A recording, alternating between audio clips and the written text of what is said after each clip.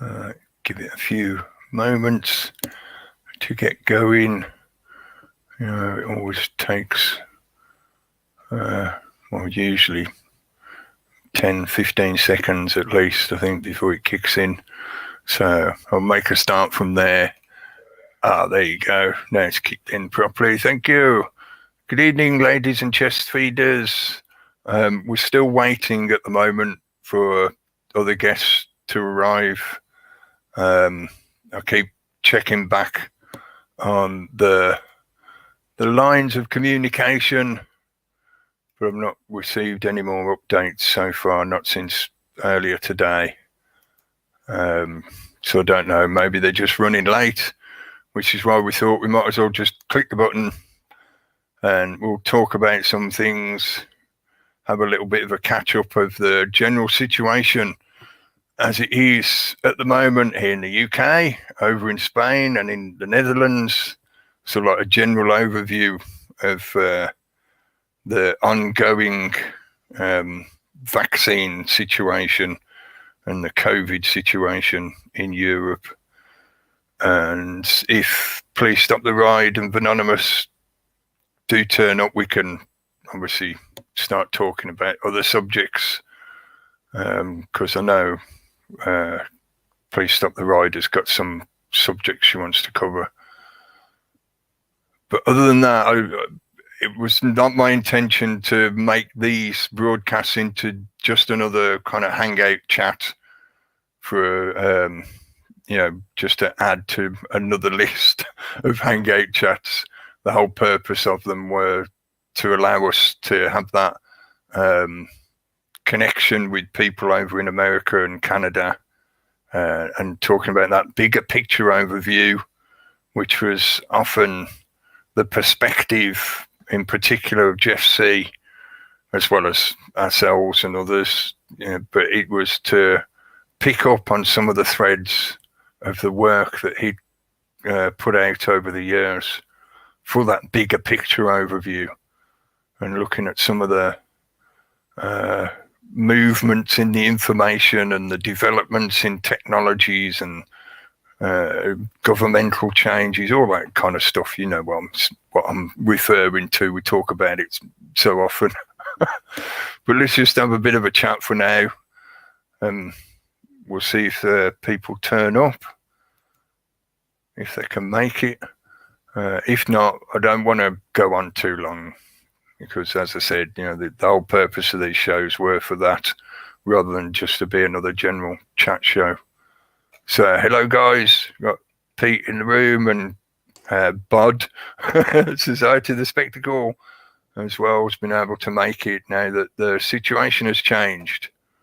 So do you want to fill us in a bit on that, mate? How things are at the moment over in Spain? Yeah, the buses are still running, so I'll just take that pause a couple of seconds there so it'll pull away. Another one. Everybody wants to travel around now that they're allowed to again. But lots of people have been asking if you were okay over there, mate, over the last several months because of the situation there. Because we didn't have a curfew here in the UK. Well, certainly not a national curfew. There might have been here and there. Lockdown is enough, isn't it? Sort of thing. Yeah. I mean, especially in the winter, like I said before, it keeps people inside anyway. And the problem with that, what I found over here is a lot of people, I'm pretty damn sure, were going to bed early. They were sleeping longer, like children. Yeah, it was. Now the thing's over. The people are sitting in the cafes till 11 o'clock at night, like nothing happened, and they're like, "Oh, now we're going to all go back to normal." And I'm thinking, you're not seeing the bigger picture, yeah. And like you can see the whole situation is like, we'll scare people to death, and there'll be all these conspiracy theorists saying they're going to chip you and all the rest of it, and then all we'll do is just vaccinate the people that want it, and people will accept that, and it's a shame, but you can't wake people up. They're not going to want it until it's too late, most of them. Maybe so the bliss effect of having, permission to do something they enjoy again. People are in that kind of revel moment. Yeah, and of course, the government are the ones who have now given them permission. So, people have sort of missed the point that, you're now letting the government tell you when you can enjoy yourself. Yeah. And, they're bringing in these big concerts now. And they had one a few weeks ago where everybody had to be screened before they went in. And that's how it's going to go now in the future. And most people, again, there's going to be a whole swathe of people that say, well, I don't go to those things anyway. But, it just creeps in and creeps in. If you could screen share for a moment, because one of the things that's disappointed me is there hasn't been any real, this is Friday. Yeah, this is now. This is the rain for Europe. Yeah, there haven't been any real demonstrations here, not big ones like you've had in London, France, Holland, Germany, Italy. So people say there's no such thing as weather manipulation. Yeah. Now I just happen, for reasons I won't go into, I happen to be waiting for the rains here in Spain. Yeah. So let's go and look and see what happens Saturday for tomorrow's big demonstration. Yeah. We've got Italy in the morning, France, Germany, Holland. It's been like this for the last 2 weeks, yeah? Every single weather system, I'll go out a bit, yeah? Every single weather system that comes across has gone straight for Northern Europe, and they've all missed Spain, yeah? Nothing, no rain whatsoever. And, I put it down to the fact that the people here aren't demonstrating. So, maybe a little bit of weather manipulation, maybe a little bit of weather seeding, cloud seeding. I mean, I remember mentioning this way back, yeah? When the whatchamacallits were going on, yeah, the yellow vest demonstrations. It seemed like every Saturday France was like it looks like there now. Yeah, every Saturday for the yellow vests. It's too much coincidence. Yeah, it can happen once, but then Sunday, Monday, Tuesday, Wednesday, Friday are dry, and then boom, Saturday it's raining like fuck. Yeah, it can only happen so many times before you think something's going on here. Yeah, I mean, it's beyond coincidence. Yeah, the weather doesn't have a calendar on its wall. You know what I mean? It just it rains when it's going to rain. Yeah, but I just got a message from Camille, said she will be here soon. I don't know if we got times mixed up again. Well, I'll let the people in the chat know that I've been able to talk to you and the others for like 5-10 minutes before this place closes in an hour and 10 minutes. Yeah, roughly speaking. Yeah, so normally at this place, whatever time you are, an hour and 10 minutes it will close. Still, this guy's not opening up any later just yet. He probably will do in a few weeks when somebody asks him. But what I've noticed for myself as well, having to get locked down, having to get off the streets, in a strange way, the future has gone. They've stolen the future from everybody. Yeah, I mean, people used to have plans. People that might have moved house. Money's getting really tight now, so a lot of people's plans for the future are just on hold. People. I don't think people are dreaming of what they'll be doing in 5 years. They're thinking about, well, damn, will I still have a job in a month? And like I said, I mean, people that have been in prison, and they'll tell you when you're first in prison, you've got nothing to do but sit and rehash your old memories, like a dog going into the garden, digging up a bone, and seeing if there's anything left on it, and then going and burying it again. And so people have rehashed all their memories, so their past isn't worth looking at. The future has been put on hold. The government have gone and put it in their safety box, and they'll give it back to you when they feel like they should do. So everybody has been forced into an existential existence. And the number of coincidences. I'm getting all depressed here. So I'm getting all depressed listening to you. Everybody. I mean, a lot of people they live sort of in daydreams of the past or the future. They don't actually live in the moment, and they're forced to live in the moment through their phone. Yeah, because living in the moment, being consciously aware of the moment as it's unfolding, it takes practice. It's difficult. You can't force people to do that. The only people who are really living in the moment all the time, who didn't work for it, are people who are in the front line in a war or something like that. Because living in the moment is our instinctive center, and most people try to cushion themselves from that because it means stress. And so, you know, you've got to use your emotions, and you've got to do a lot of meditative work, say, to cushion your instinctive center so that you can live in the moment. A lot of societies developed to extend that as well. Like most of what we developed over the millennia is the ability to prepare for the future in one way or another. Like even our monetary systems, you know, cash is a package of energy that you can hold on to from the now that you generate it in and use it in some future endeavor or need. You know, so you sort of like creating little pockets of energy. And I think that's led to a social psychological effect of people living more outside of the moment, you know, because obviously they've got stores of goods, or stores of goods are available to them if they require it. Yeah, well, that's not such a bad thing. And in a way, you're right here about that is what the mortgage is all about. You know, you're selling somebody the security of their old age. You know, they'll be able to die in comfort because they own their own home. And it was amazing the other week that we saw Boris Johnson started talking about freeing up the middle class housing market. Did you see that story? I thought, No. what a time to mention it. Yeah, especially after his debacle about the redecorating his flat or whatever. Yeah, but then he's saying, oh, there'll be investment and sort of tax breaks for people who want to buy their own homes and burst. I thought, Jesus, man, how the hell can you resurrect the property market? But I suppose some people have done all right out of this. Yeah. Yeah. But, it is another way as well to generate more debt, which the current system is all built upon debt. So if their economic system is struggling, the amplification of debt will help reduce the progress of inflation, reduce the progress of deflation of the value of the economy, if that makes sense. In effect, rather than injecting a load of money in their kind of quantitative easing methods, they're getting people to put the money into a form of debt by getting a mortgage, etc. That's adding into the economy instead.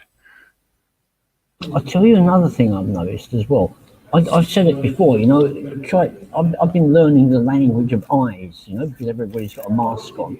And you've got to try and turn these situations to your own advantage. So, yeah, for me, it's been a good thing to sort of be able to read people's eyes. Now, I don't even bother trying to read people's bodies sometimes. I literally just walk around looking for the smile that's in people's eyes, and I'm on their wavelengths. Yeah, because there's a lot of people like that. It's a friendly place, Catalonia, and once you recognise the smile in somebody's eyes, you're okay. But another thing that I've noticed is with the social distancing as well. People on the street, they try to keep a distance, and people have become much more aware of their aura. But some people are using that as a weapon. You go a little bit too close to them on the street, you can almost physically feel them pushing you away with their aura because you're getting too close, social distancing. I'm like, Jesus Christ, I was aware of my social distancing like fucking 10 years ago.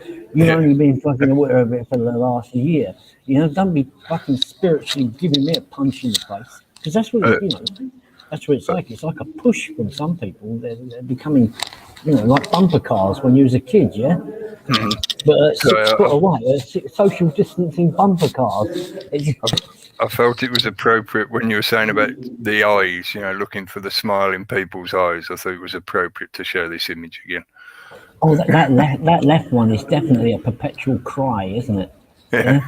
So I tell you as well, I saw the picture on, I think it was Monday you had it, or last week, the picture of Ghislaine Maxwell, yeah, and she was looking really, really sad, yeah, but did you notice that she spent about 2 hours on that fucking mascara on her eyebrows? They were perfectly plucked, yeah, each hair had been individually cut to the right length, and that made me think, well, she spent that much time on the eyebrows, how do you know those bruises, those shadows in the eyes aren't fucking tea bags? Yeah, and she's done the whole makeup, yeah, to make her look sad. But of course, her pride won't allow her to have straggly eyebrows. So they are perfect. But the That bags was under her eyes. that was an image that they were showing in all the news media here. Yeah, that was the picture that was included on the. I'm not sure which one Peter used, Daily Mail or Telegraph or something. The news article that it was on. Yeah, well, she's made herself look like that, I think. Yeah, I agree, mate. It's highly suspect that, you know, at the moment they put out an image like that, or to just try and elicit sympathy, or, you know, like Wiener Stein turning up to the court with his what do they call them? The Zimmer frame. I don't know, man. It's a little bit more like that. Fifth episode of the Nevers. I've been watching that, the Nevers, about these women that were given powers in like a Victorian England, and there's a public hanging, and everybody wants to go to it. It's more like that, yeah. I mean, there are people who are going to think this and say, "Good, bitch deserves it." And they're right, yeah. I mean, she was a nasty piece. Oh, Brian Harvey has been really digging, yeah. He's really been digging into some stuff lately, and he's getting his head, you know, well focused. And he had this, what was it called? The Outer Edge or something. It was an old radio program.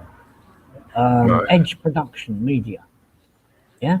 And I looked at the wiki page, and Ian R. Crane and Brian Gerrish from UK Column, they had appeared on it. And Puddick was on there ages and ages ago when he had his show, yeah? And there was a guy called Alex G. Do you know who he is? The name rings a bell. Did he used to do the Doom show? Yeah, maybe. And there was a Theo something, Edge Media it was called. Yeah, but Right. anyway, it was just weird that this guy that was interviewing Puddick 12 years ago was on this same Channel 4 spin-off media company. Yeah, and that in itself seems to have dissolved and gone in different directions. And right now it's called Open Edge Media, and it's on the Gaia platform, run by a woman. I can't remember what her name is. But I'll look that up and put some links in the Skype later, because it's, you see all the old names like Gerrish and that lot, they were all in at the beginning of it. And so I think there's a few more that you could trace out of that lot. Oh yeah, more likely. There's some of them that have been around for a long time. Oh man, it's funny when you see, like, there's this woman. She used to be a journalist with the News of the World, Christine Joanna Hart, and she's kind of been attacking Brian. And before her, there was Angela Powers Disney trying to attack Brian Harvey, and they're all trying to jump on him so they can steer him. Yeah, it's funny as fuck when I see them all coming on and trying to steer him. Sharon Gale as well. I mean, I don't trust her. I think she's in with them. Yeah. She needs the money, so she'll do what they say, kind of thing. Yeah. I'm still of the same opinion I've been for years. Be as agnostic as you can be. Trust no one. Listen to everyone. Follow no one. You can develop a preference for people. You can develop trust for people if they've been consistent in your experience. Every interaction you have with them and stuff like that.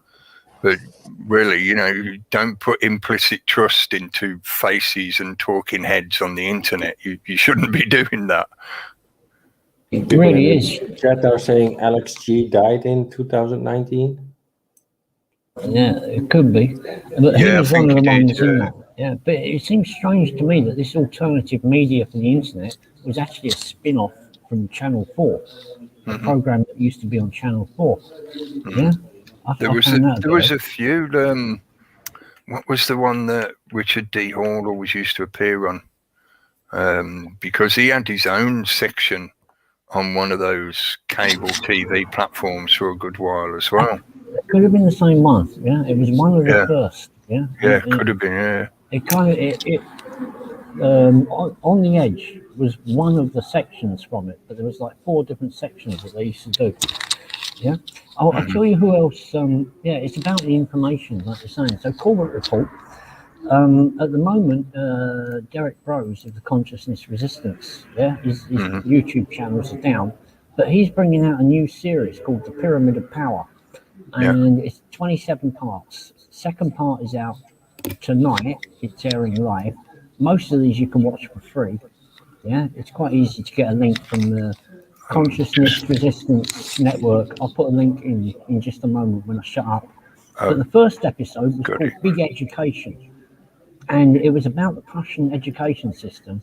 And even back when I was bringing it in 1910, 1920, there are American politicians coming out and saying, this is wrong.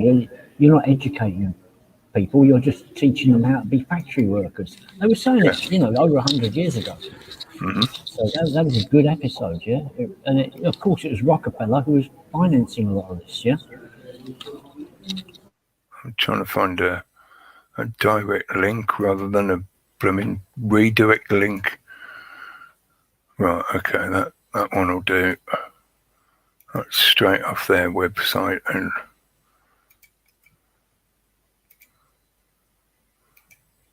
there you go. That's Conscious Resistance. Just as Tony put it in, Tony's put in the website link for you. The one I put in takes you to the episode 1 of Pyramid of Power. That's good. And the episode 2, he's working with somebody you mentioned the other day, Mark Pascio. Mm-hmm. And it was about a year ago we was all saying about how Mark Pascio was making these videos that were really angry. But it looks like he's still got that anger, but he's managed to focus it in a way that lets you understand why he's angry. Mm-hmm. Yeah. Because people may be waking up, but they're not waking their neighbour up. Yeah, I never misunderstood his anger. It was just the fact that I'm aware that for many people they found it difficult to cope with the information he was trying to present, because he would always have that kind of anger way of presenting things. For a lot of people, they don't appreciate being shouted at to be given a bit of information. But I get why he's so passionate about it. Yeah, and he's been saying a hell of the same kind of stuff we've been talking about for years. I was quite interested as well on that last little, I say little, it's like over an hour long, the last video he put up. Because at the one part he mentions about the something that I talked about a while ago. The external world is deterministic, your internal world is free will. And it's part of the deception and the misdirection that the system has been playing on people for centuries, that it's got to be one or the other and the two don't coexist. So you've had this in philosophy, because this is where I first started looking at this kind of information when I was studying philosophy in the 90s and noughties. The constant thousands of years of philosophical argument about determinism and free will, and the way it's presented through the academia, to the people being educated, is that it's got to be either or. They've got to be completely separate. And it's like, no, it's not. They're both in operation at the same time. That is the way reality works. But it makes that point because it's foundational and intrinsic to the problem that rises out of that crooked foundation that's given to people to base all their thinking on. So you're using a broken toolbox, because we're given this foundational expectation that either everything's deterministic, in other words, there's nothing you can do, you're just a puppet in a play, or everything's free will, which means you're forever at the problem of chaos and the universe is all just chaotic, and therefore you don't stand a chance. Yeah. I mean, it's understanding how much of it is deterministic and the boundaries of the deterministic world. Between the two, yeah. Yeah, Ouspensky used to say, he had a lot of really simple, condensed sayings that mean a lot. Things like recognition and compliance, like gravity. We recognize fundamental laws that make a lot of things deterministic and comply with them, because there's no substance and attribute. It's the same kind of thing, substance and attribute. Yeah, recognize gravity and comply to it. because you can't change it. Yeah, you're not going to change it, no matter how much thinking you do. So when there is a law that you can't change, go with it. Comply, recognition, and compliance, and that's where you find the chinks. That's true natural law. Yeah, not the judicial system version of natural law. Yeah, this was the controversial TV is the wiki page. Right. I was talking about. And this channel launched in 2008 after the founder Kenneth Goodyear acquired the MTV ownership dispute vision. Okay, programming. On the Edge was a chat show which included Frankie Marr and Theo Chalmers. He was the guy interviewing Puddick. I kind of recognised him. And then you've got, it was initially presented by Frankie Marr, then the Theo Chalmers and Alex G, whose name's been readied out. Show every week, the first three being Ian R. Crane, read it out, Andy Thomas and Brian Gerrish, read it out. So they've readied those names out. On the Edge now is being run by some woman from Gaia, like I said, so somebody's brought the name up. And then you find other shows produced by Edge Media Television. Are those names the ones that have been readied out? Are they hyperlinked? Alex G just goes to somebody else called Alex G, who is either a sportsman or something else. Brian Gerrish, what do we get for Brian Gerrish? I was just curious whether it's readied because the page for it no longer exists or something. Yeah, you could try Wayback Machine for that, yeah? Oh, yeah. It's not that I want to look. I'm just curious in the sense of have Wikipedia removed their pages. It wouldn't surprise me. Oh, but this is what as well caught my eye. The vast majority of episodes are broadcast live with viewer interaction, telephone calls, text messaging. Guests include David Icke, former MI5 officer David Shaler, comedian Arthur Smith, the Reverend Lionel Fanthorpe, Jim Core, and John Hemming MP. So anyway, just seeing David Shaler there, yeah, and right next to David Icke, it's sort of, it's like these people needed, they needed a channel to broadcast their stuff, yeah, and the books. Yeah, but you can also look at it from the point of view of the media company or the people who wanted to run a media company, but from the business point of view. They're looking at it as like, well, there's these people out there who have a wealth of things to talk about, whether you consider what they say to be true or just fantastical or whatever, that's not the point. They are like a resource, yeah? And if we set up the business to exploit that resource, we don't make the content, they make the content for us. We just create the platform to host that content. So I get the point that there's a lot of repetition to the names and faces that turn up in these circles. But at the same time, I think it could also be pointed at that this is just an exploitation of that kind of commercial marketplace. There's some business people who want to make money by putting somebody who can talk for 8 hours at a time, like David Icke, putting somebody like him in front of an audience. They know he's going to attract an audience, and then they make their money, with advertising and everything. I think I'm not saying it's one or the other, like the free will determinism. It's a mixture of both. Yeah, I've just spotted something here. There's the acquisition of EMTV Limited included their Ofcom broadcast license. So this was coming on the tail end of like, everybody's like, oh, now we've got channel television. Why isn't there a decent channel out there? It's kind of exactly what you were saying. So this wasn't really an internet thing. It was cable TV, man. Yeah. I can remember it way back to the 90s. It began when they started bringing the cable TV concept into the UK. Well, I say it began, for us here in the UK with people like that Edge TV. It was late 90s when they started rolling out cable TV and Sky to everyone. And then all of a sudden you had these little independent media channels. Somebody did put it in the chat a minute ago, but like the one that Richard D. Hall was on. It might be related because it was brought up by Sky at some point, or they started putting out their programs. So this one only ran for 5 years. Yeah, and there are some small cable channels as long as they can cover good stuff. Yeah, like crafts and different like wood carving and different stuff like that. As long as they don't cover the controversial stuff. So there are niche channels. Richard D. Hall had a channel on Sky. Thanks, Nick GB in the chat. Yeah, I thought he was on Sky. I'm trying to remember what it was called. I can't think of it now. But yeah, that's all I'm trying to point at is the fact that you keep seeing the same names.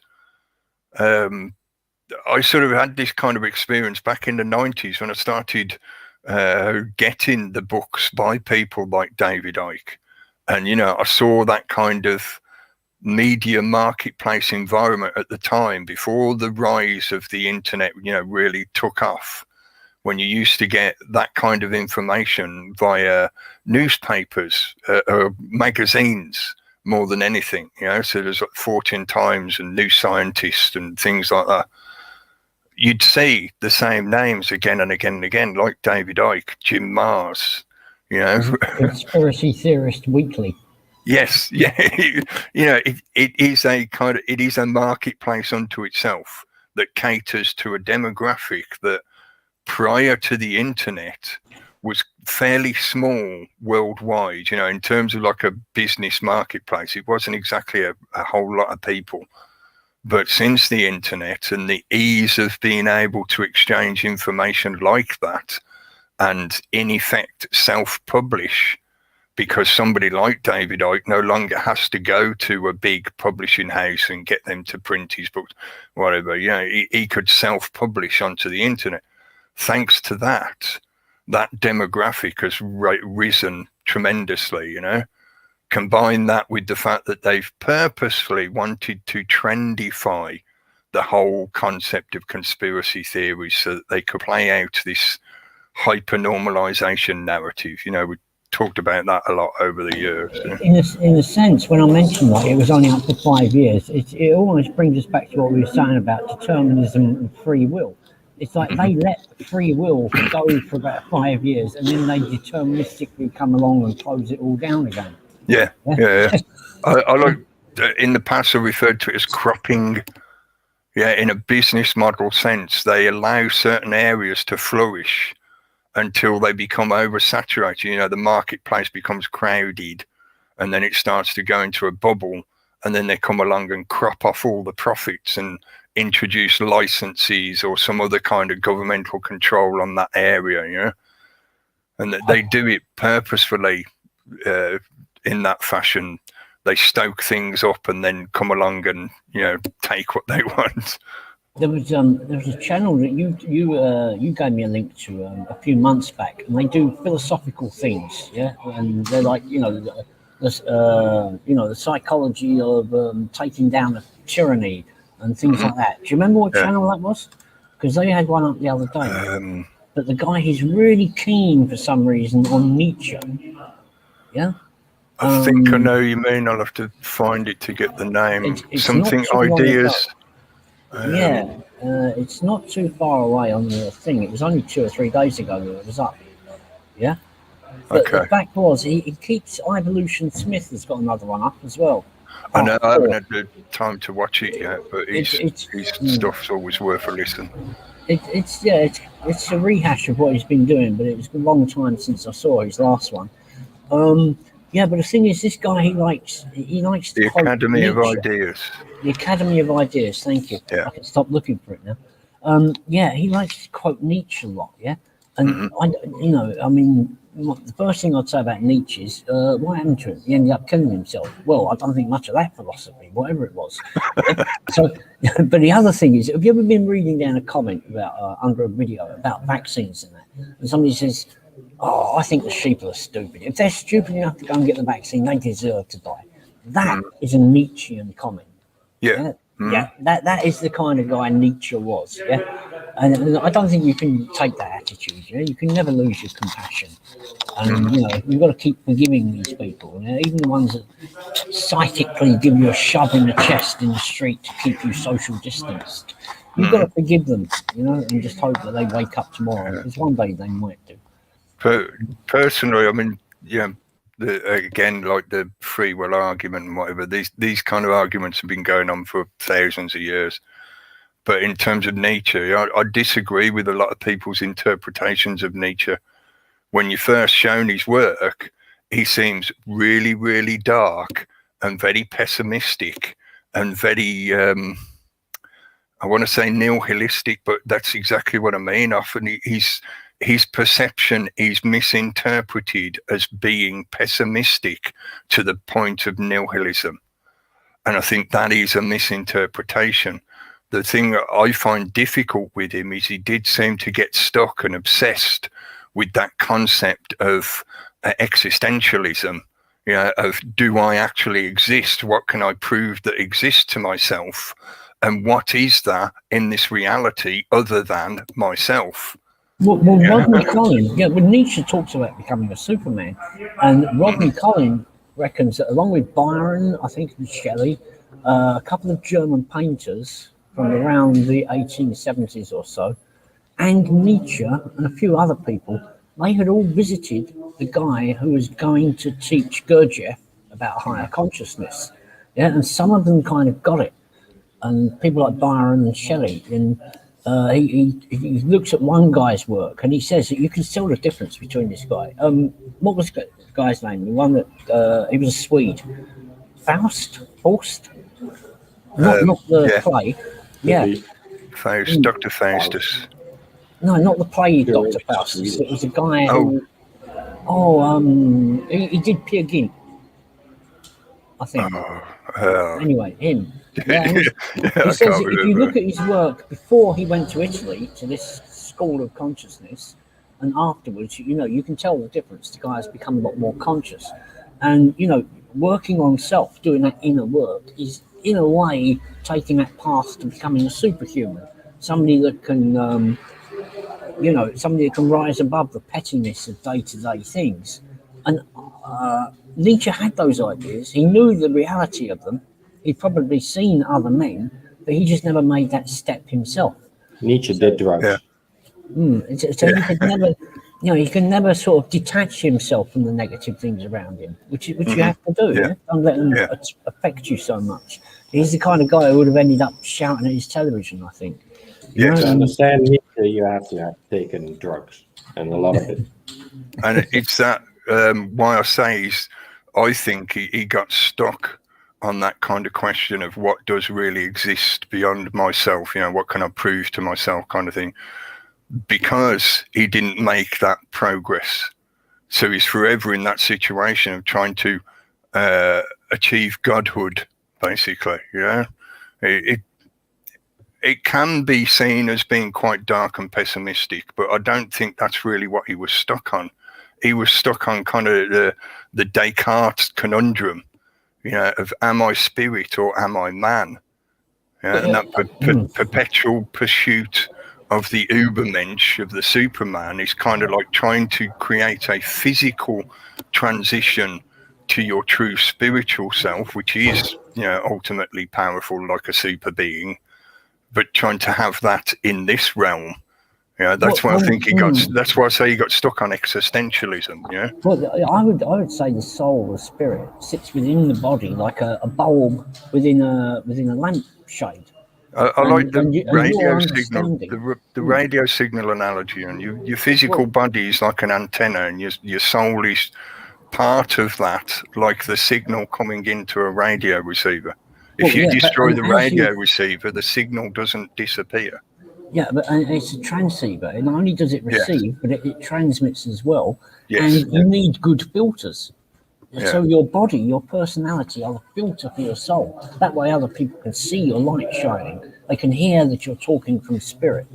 And, that means cleaning up your character, your personality. It means letting that light shine out. And, So yeah. Oh, what was I going to mention? That guy who did the long video the other day, 5-hour video. You talk about a Superman. Once you've got that spirit, if you think you've got it, you've got a confidence, yeah, that allows you to do certain things. Now, in that 5-hour video, the X Factor guy who's telling you all about the Freemason secrets, he related a story how Buddha actually once said that if he was walking down the road in a state of meditation and he walked past a woman that was being raped, he'd just keep walking. He'd ignore it. He wouldn't want it to disturb his meditative state. Now, can you imagine Jesus doing that? So there's the difference between a man who has sort of become a higher version of man and a man that hasn't. Buddha hasn't. Yeah, you can't walk past something that's being raped. Yeah, No, it's detachment from this realm. Yeah, Buddha needs to be flushed. I'm telling you, it's no good. The man was a psyop. Yeah, it was probably MI5. I mean, you can't walk past somebody like that. Yeah, so people are misunderstanding this detachment. Camille. Here I am. Hello. Hello. So sorry if I got the timing wrong again. It's my fault for trusting to Google to answer my question about the time difference, and for not paying attention to what the time difference is regularly. See, I thought when you said you wanted to start at 6, as in roll back 2 hours, what the original time was that we'd said. That's what made me think like, you meant 6 p.m. here then. So, okay. I did. I'm sorry, everyone. That's all right. We've just been chatting and catching up on the situation over in Spain. Now that they've no longer got the curfew. And then, as we often do, we digressed into other subjects, and we're just having a chat about Nietzsche and existentialism. Yeah, nice. That angst, that philosophical angst that many people have now been thrown into because of the last year's situation. Yeah. Well, and I told Anonymous that I'm here and that we're early from what I told him. So I know he'll be at work, won't he? So if he can make it, that's great. Holidays are another thing that take us, existentialism, take us back to that. Because a lot of people would sort of work, for their holiday, and they would kind of, head down, what do they call it in English?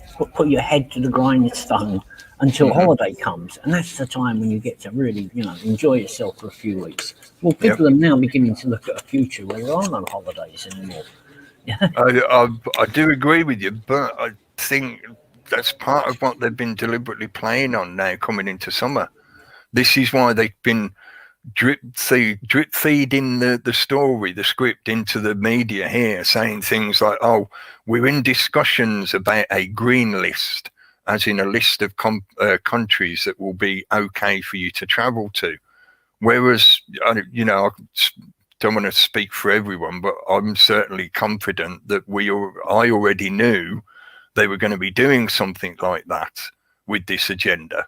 And they're planning to transition people onto these new digital passports, etc. So them talking about it being in discussion of a green list is to sow the seed of hope for those little holiday breaks. So like you say, people have spent the last year locked down with their nose against the grindstone. They're desperate to be able to go away somewhere. So I'll say the government, just for ease of explanation, the government is deliberately dangling that cheese bait in front of them. Well, that absolutely chimes in with what I wanted to say, because let's stand back from this situation. The government has said, okay, well, you're going to have to be locked in your own home. And then they're going to stand back and say, look, see how hard it is to amuse yourselves? You see how much you need us to help you entertain yourselves? You see how useless you are on your own? Did you use the lockdown time to learn how to cook? To make a loaf of bread? Did you start a craft? Did you build a ship out of matchsticks? No, you didn't do any of those things. You can't do anything for yourself, can you? This is what the government is sort of, trying to impress on people. They're trying to make people more dependent on them. Yeah. That again is where it comes out. That's why I agreed with you, man, when you said Monday about people being forced into that existential crisis. Yeah, That's exactly that point. It's like, what is my life worth? Am I one of the non-essentials? Yeah. How can I amuse myself? How can I survive? You know, they talk about the preppers. Oh, we went and lived off grid, and people think, oh, that might be nice. Yeah, how did you do in the fucking year of the fucking lockdown? You know, did you teach yourself basket weaving? I bet there were very few people that done anything like that. Yeah, they were just sat waiting and waiting and waiting. Yeah, for the government to tell them what to do, to tell them it's all over. It's really a sort of punishment thing. Yeah, so watching a dog being trained. I think sad. That's also a really good segue into the subtitle of Time's Up. Yeah, because a lot of that has been them deliberately playing on people's hopes and desires, their dreams. You know, most of what has been taken away from people is things that are in reality a luxury for many of the things, like international holidays and stuff like that. But they're not exactly a luxury when it comes to making the rest of your life bearable, such that you do actually have a fairly good standard of living, a contentment of satisfaction with your life. Those extra luxuries are what give you that sense, that completion kind of thing. So they deliberately remove those. And they've constantly been using them as bait, dragging them along of like, oh, just 2 weeks, just 2 more weeks, just get the jab, just get the passport, and you'll get it back again. It's playing with time, playing with people's emotions through a method of stretching time, if that makes sense. Now time's up. Now it's all coming to a head, and it's catching up with them. They have to start giving people some decisions. Are they going to let us all out again? Do you have no sympathy for the poor people who couldn't go on the snow holidays in Swiss Alps and on the summer holiday in the south of France? Huh? The poor people have to stay home. You all must be special. I don't know the last time I took a vacation. Is this a regular thing over there? And I just heard from Anonymous. He's coming. Cool. Good. I was going to ask if you got a way to contact him, because the email address I had for him has gone out of my address book for some reason. Oh. Well, it's mainly those people who stand in line now for the jabby jab. So yeah. Because they think they can get their freedom back, so they can go on their holidays. Yeah, that's the main drive, I think. What I see for why people are doing this. Mm-hmm. I think for a lot of people, it's worked out that way, where they weren't initially interested in getting the vaccination for health reasons, but now the situation is such that, well, you're not allowed to go on holiday or whatever unless you do that get changed it. Today. That changed. You are allowed, but you have to oblige by the codes, right? So the color codes, and all countries in the world are orange, and some of them are red. So everywhere where you go, you have to be tested when you go. You have to get tested when you get back, and you have to go in 10-day quarantine when you get back from your holiday. And you can get a test after 5 days of that quarantine to see if you're negative, and then you can go out early. But still, right? It's another £100 or €100 test that you have to do to get 5 days off, basically. So you can pay for that privilege. So if you go on an 8-day holiday, it's a fucking 18-day stay, basically. Including extra charges. Yeah, so all the employers are now fucking upset and like, how are we going to manage this? And there's a clause in the insurance companies are not insuring holiday goers anymore, because they're not willing to take the risk when a country goes red, right? So you cannot get a insurance basically when you want to go on holiday. So that's kind of fucked up. They might start selling it. It's a total mess. Even if you are vaccinated, it doesn't help. You still have to do all the tests and all the poops and the lockdown, the quarantining. It's crazy. It's So- anonymous. There Have he fun is. going on holiday, you know. Hey. How's it going? Hello. Not too bad, thanks, mate. Glad you made it. Yeah. I guess got the wrong time there. No big deal. Oops. Yeah. It's not it's all cool. It's all good here.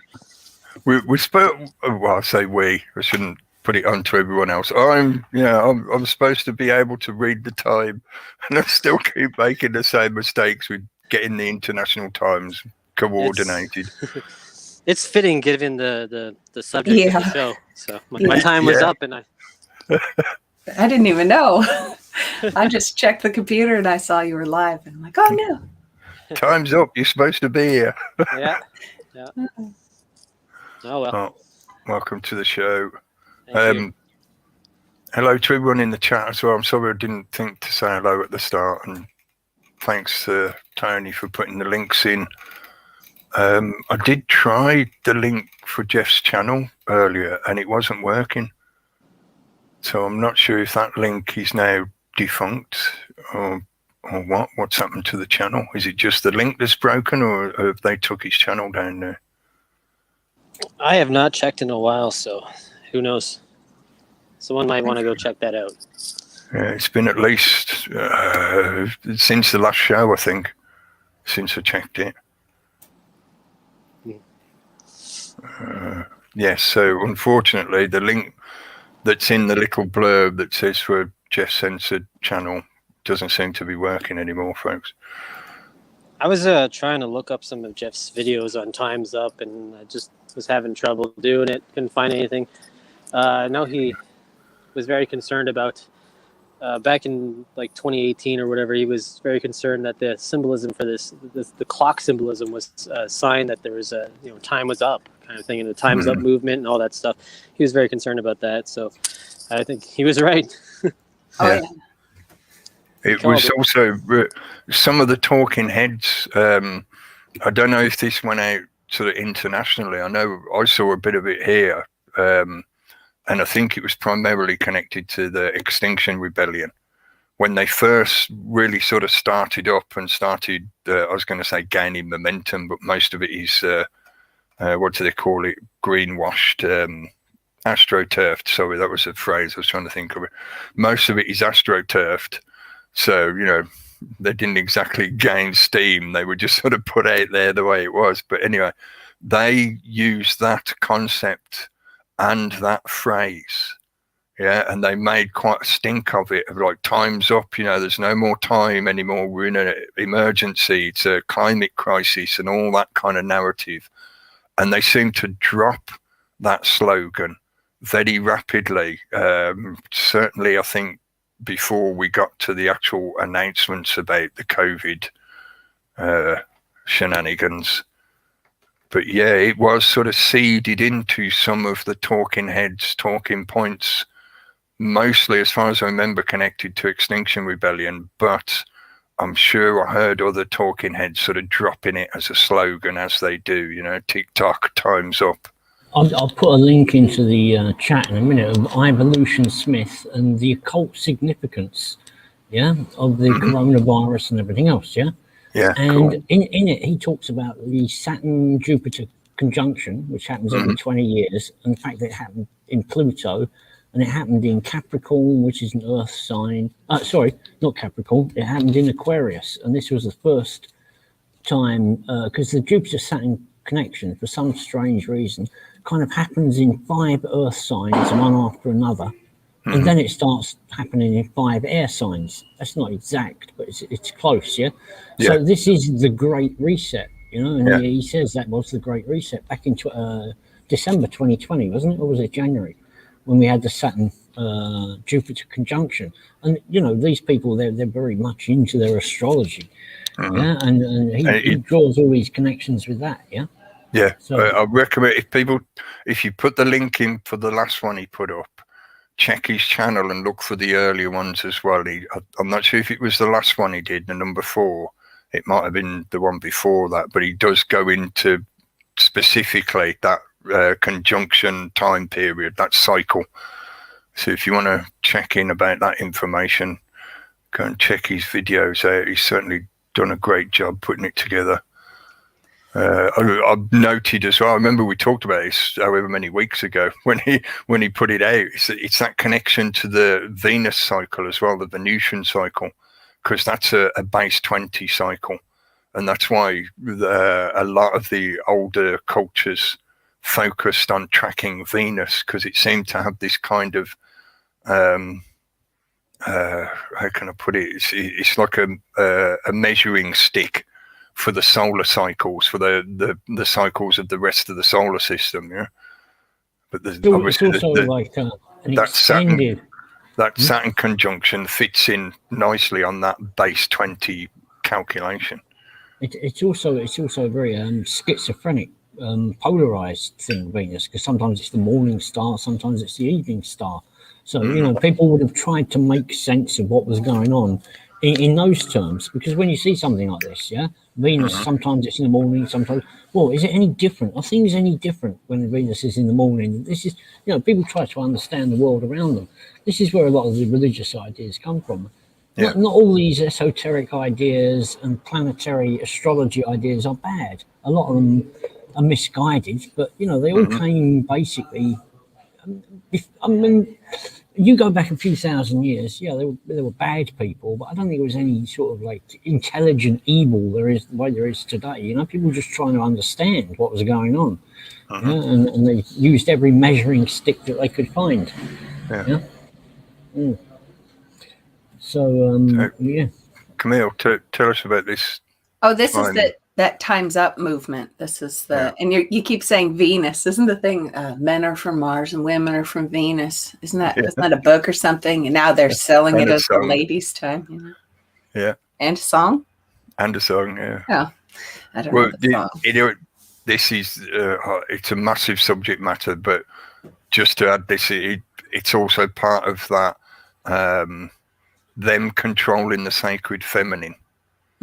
Because they've been playing out, you might not see it in like mainstream narratives, but in the kind of background, in the New Age church kind of demographic, they've been playing out this narrative that they need to bring back the sacred feminine as if it had been lost or as if it was being suppressed. And this is where it adds into current cultural, social narratives about women being oppressed and needing to come forward. The way I've perceived it and tried to explain it is it's like the corporate appropriation of the sacred feminine divine energy and them turning it into a narrative that they're using to manipulate different demographics. Christ, I've seen this over in, I've seen this in Barcelona. There are two aspects to this feminism. There is one, the fact that these girls here are now going to be full of ego. Oh, they've given us a suit. Oh, they've given us a powerful position. Oh, we're special now. Without, stopping and thinking, a man has given you that. You know what I mean? A man like Klaus Schwab. You're being used. Oh, no, I'm not. Oh, no, I'm not. And they'll go to their mirror and check their makeup. So this is about, they're pushing the feminine thing because they know their egos. Any apologies if I need to, Camille, but women are very susceptible to that kind of thing. You give men positions in this kind of thing, in this kind of organisation, they'll just accept it. Well, we're men, yes, we're the ones who are supposed to be in charge. It won't be anything special, but these women will jump at the chance, and they'll defend, the fact that they've been given a high position. And the other thing is the aggression of women that I've been seeing. Yeah, they're much more aggressive now. Yeah, you see these feminist marches, and it doesn't look natural to me. Put it that way. There could be a whole lot we could say about why that seems to be happening. But Camille, I'll let you respond to what he's saying about the Time's Up movement. Oh, well, what just came to mind was how they keep installing women into positions of power in companies, but sometimes it's trannies. That's funny. That's when they're like, I still want to be in power, so I got to become a woman. But on the Time's Up thing, I had been thinking about it, and then it turned out Anonymous had been thinking about it, and we had all of these things that we had both been looking at on the Time's Up, and then I was pushing for you guys to read that book. involving time too. But this was, yeah, Jeff was all over it. The TikTok time's up. He definitely called it coming, and now it's time they're going to change the world. And I have another thing here that it's the time to transform. This is for the Vision 2050, but this just came out in March, and it's the from the World Business Council for Sustainable Development. So this is like all the corporations. This is how the companies will change the world for us. It's like 3M, which is totally raked it in with the whole scam going on with their. You notice the way they've split the word trans. Yeah. So they're tying all these things together subliminally as well. Yeah.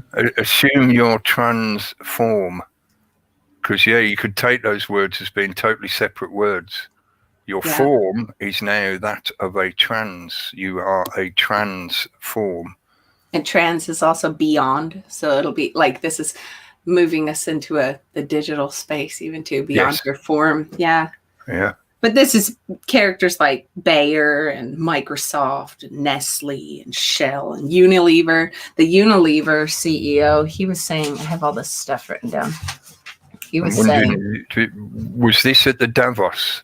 I don't know. I was subscribed to these people, and it just popped up in my. I don't know where else they came from. It's just because like the date on it's only 25th of March, and like you said, this has only just sort of started. I wonder if this has come out of the recent Davos meeting.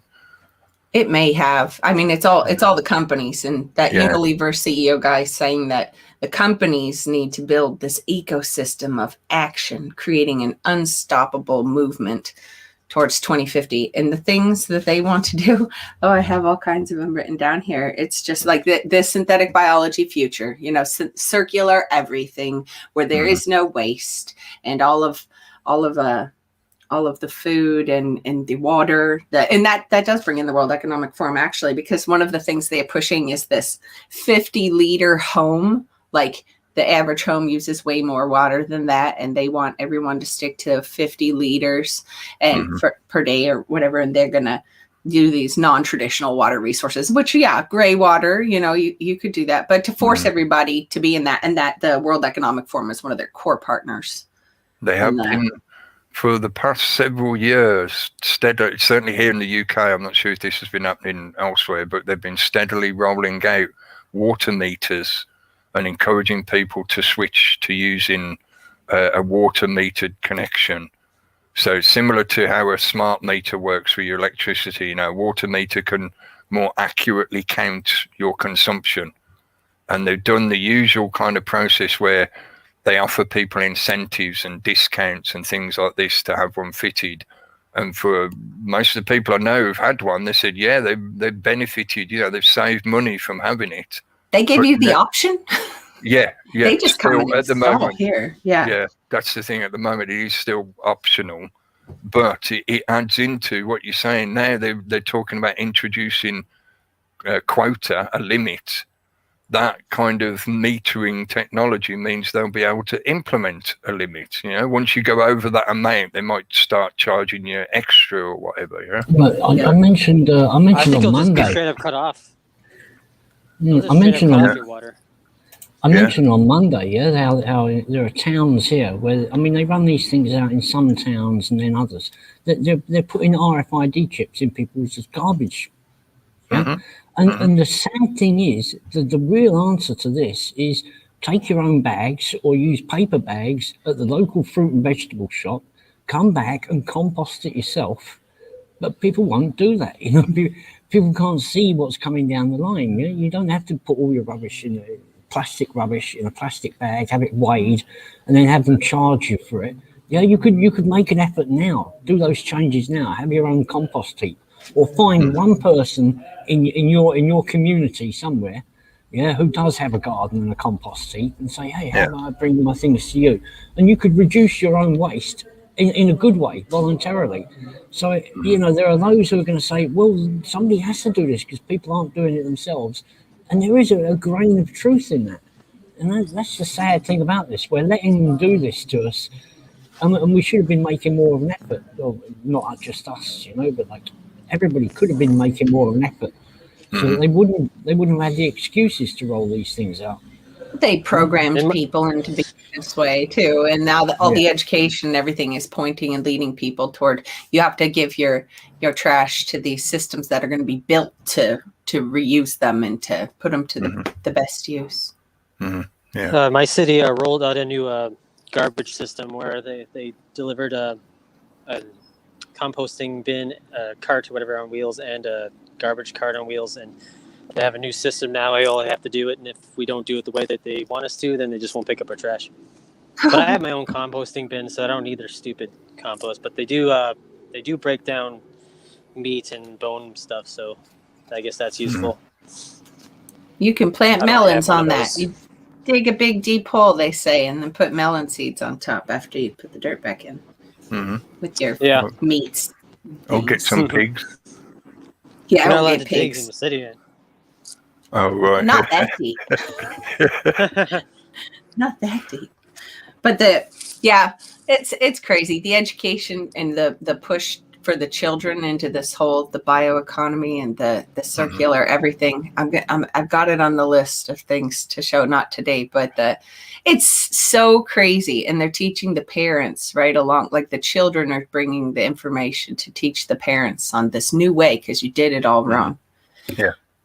But they say it is getting very, very much like Orwell's 1984, where the parents are being monitored by the children, and in effect, whether they're doing it directly, maybe not necessarily, but indirectly, they are reporting back to their teachers, because the teachers will educate them in such a way that they'll ask, like, do your family do this kind of thing, or do they not follow the suggested sustainable development goals, etc.? And of course, all the children just want to get good grades and, be teachers' favorite and whatever. So they're giving them the information saying, yeah, my dad never sorts the rubbish out. He always just throws it out, or, whatever. So in effect, they are policing the entire family via the children. And they're putting the children in that position. Yeah? It's not 1984 fiction. It's North Korean fact. Yes, that's again, East Germany, or again, they're appealing to the kids' ego by giving them power instead of an education, which is kind of what we received. There's no doubt that you go back 50 years, there was a better education than 40, 30, 20 millennials. Their education isn't that good at all, really. And so instead of giving the kids an education, they're just giving them a programming direct. It's all become much heavier, the programming. Kabir, is there anything on that page about what they're doing in terms of education? Does it mention anything about them, sending out work packs for schools or things like that?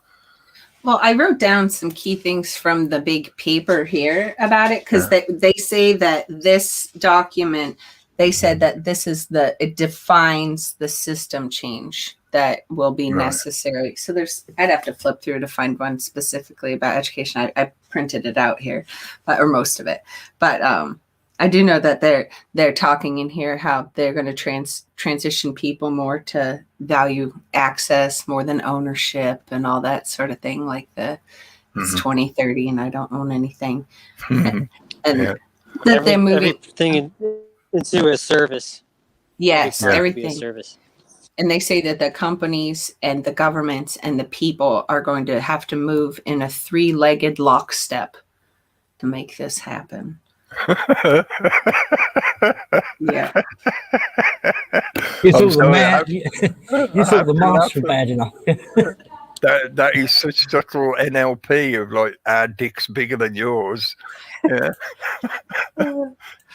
So this is what's going to be put down on you. We've got 3 legs. You've only got 2. They're talking about shackles, man. You thought the mask was bad. This is actual shackles they're talking about. And they're saying how the governments and the businesses are going to invest in building these systems for the rapid development and approval and delivery of safe and effective vaccines, and treatments to tackle all the fast moving cooties that are running through the world now, which scream to me the printers, anonymous, that they'll get those out there. But and they have to and increase the disease surveillance. Well, the bioprinters are everything for the new medicine that they're putting out. You know, eventually that Teva Pharmaceuticals out of Israel, they said, what, 3 or 4 years ago, I watched that one video on the Milken Institute where they showed the printer in your house, you know, and in your body, and you're what they printed for you didn't do enough, and so we just released the next dose from inside of you. It's a fun video.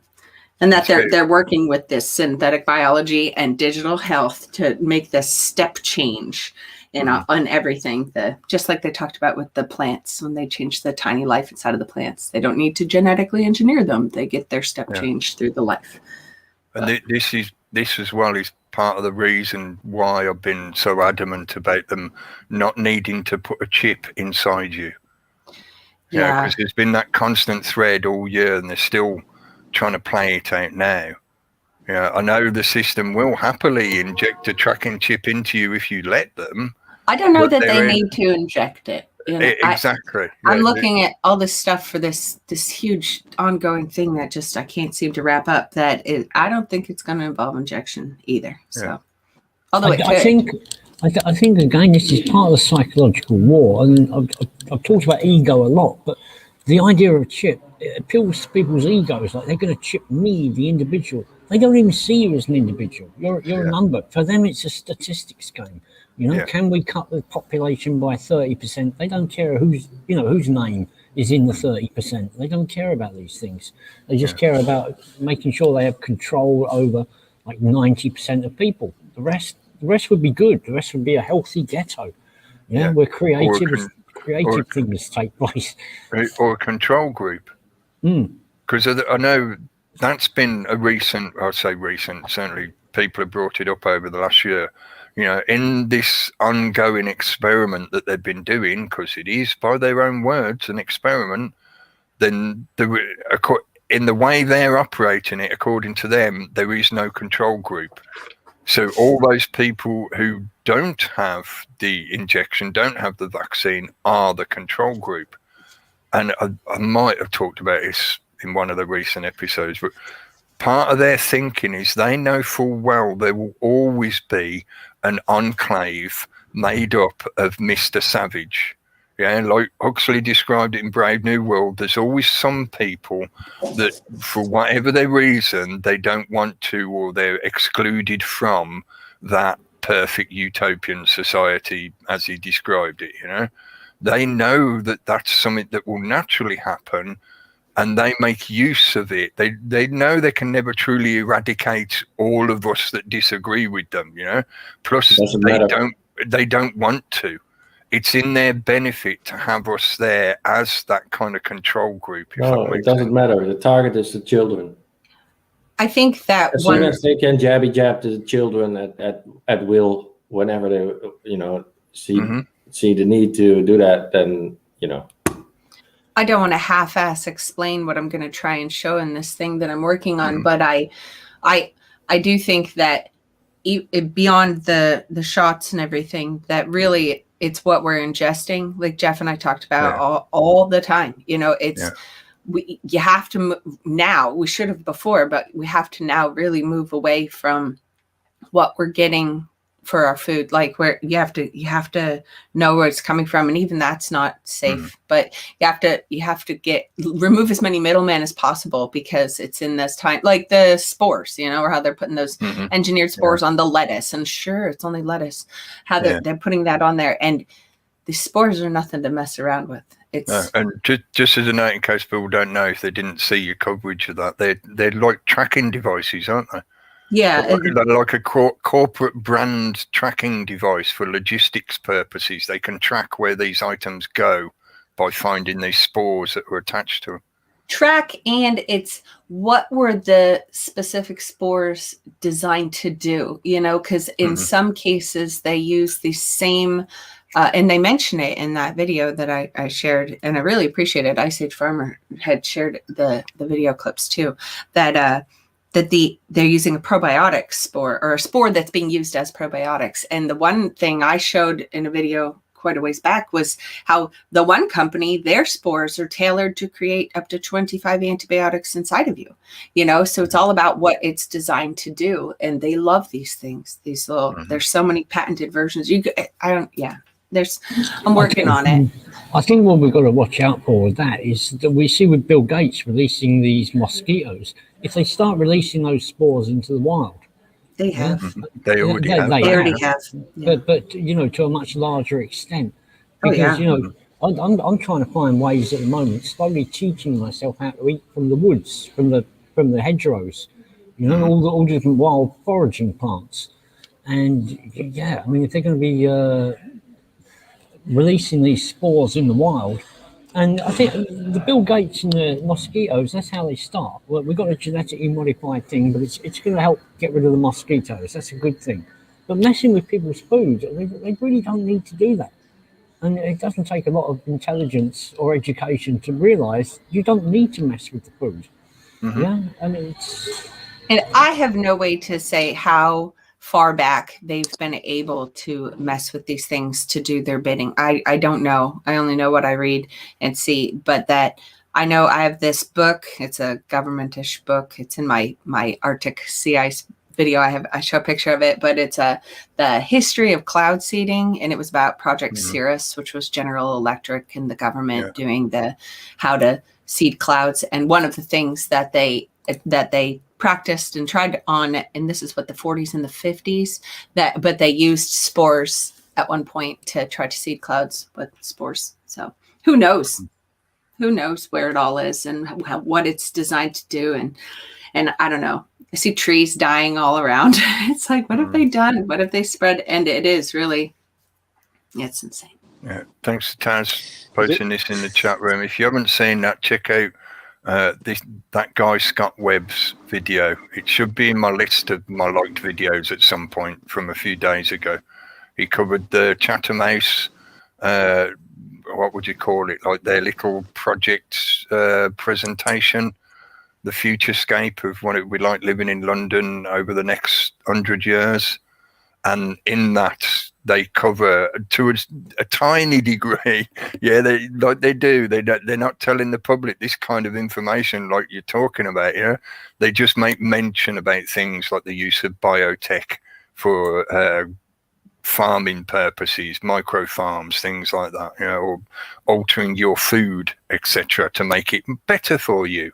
To include the pharmaceutical. Yeah. Sorry.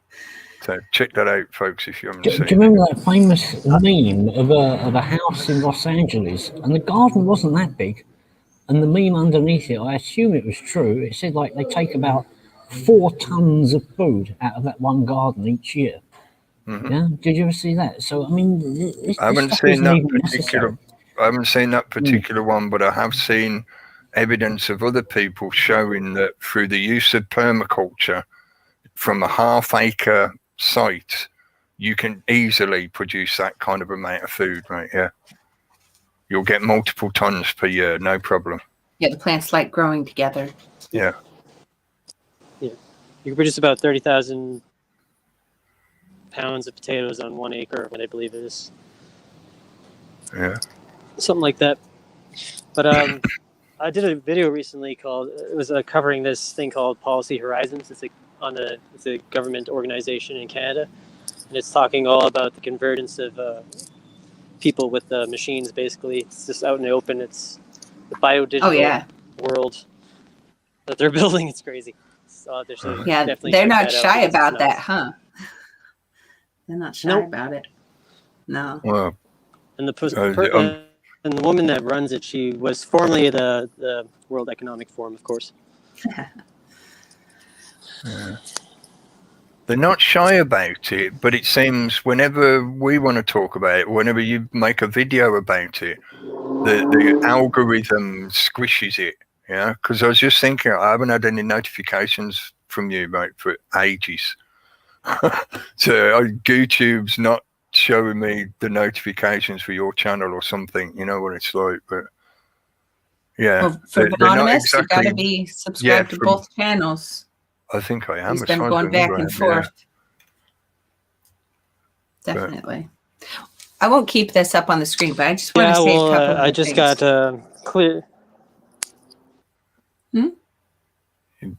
You clear of strikes. Go ahead. Oh, sorry. What are you going to say? I was just going to say, Clear, a couple other things on this thing, but yeah, you did just get clear. Now you can post.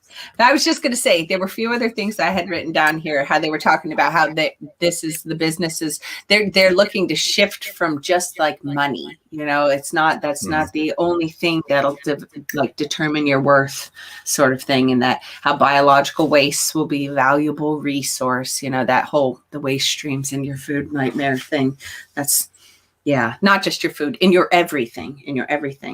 And they talk about that, how they want to disseminate digital and genomic technologies through the sanitation system for improving personal and public health surveillance and infectious disease modeling, which we already know with that one company, the BioBot or whatever, that came out of MIT, I'm pretty sure. But yeah, that, and then with the 50-liter home, you know, that goes right with it. And how, they're moving people to look at, by shifting their mindsets and their norms to make that whole food waste thing, like you were talking about, Anonymous, unacceptable. You know, you will put it in that bin. You won't keep it to use on your own. You'd be inefficient. You wouldn't be able to do it. And how they're going to move all of everything to the sustainable protein sources. But they do need the animals. I don't know that the animals will completely go away. They're just shifting, like what they're feeding them and then what they're doing. Oh, it's so crazy to see the stuff of what they're using the animals for. But I'll stop on this thing. I'm gonna take the screen share down. There are other things I was gonna show too. But it shows the way the agendas are being put into direct projects now that are being pushed out and enabled and implemented by all those different major corporations, international corporations. You know, it's no longer just ideas in an agenda written down by the UN, you know, it's sort of like a wish project. Now those things are actually being directly implemented. I just saw a recent article when I was doing some research on Bill Gates, because I'm doing a story on my blog site. This Ginkgo BioWare company just Ginkgo got some funding Bioworks? from Bill Gates, and they BioWorks, and they specialize in bioprinters that print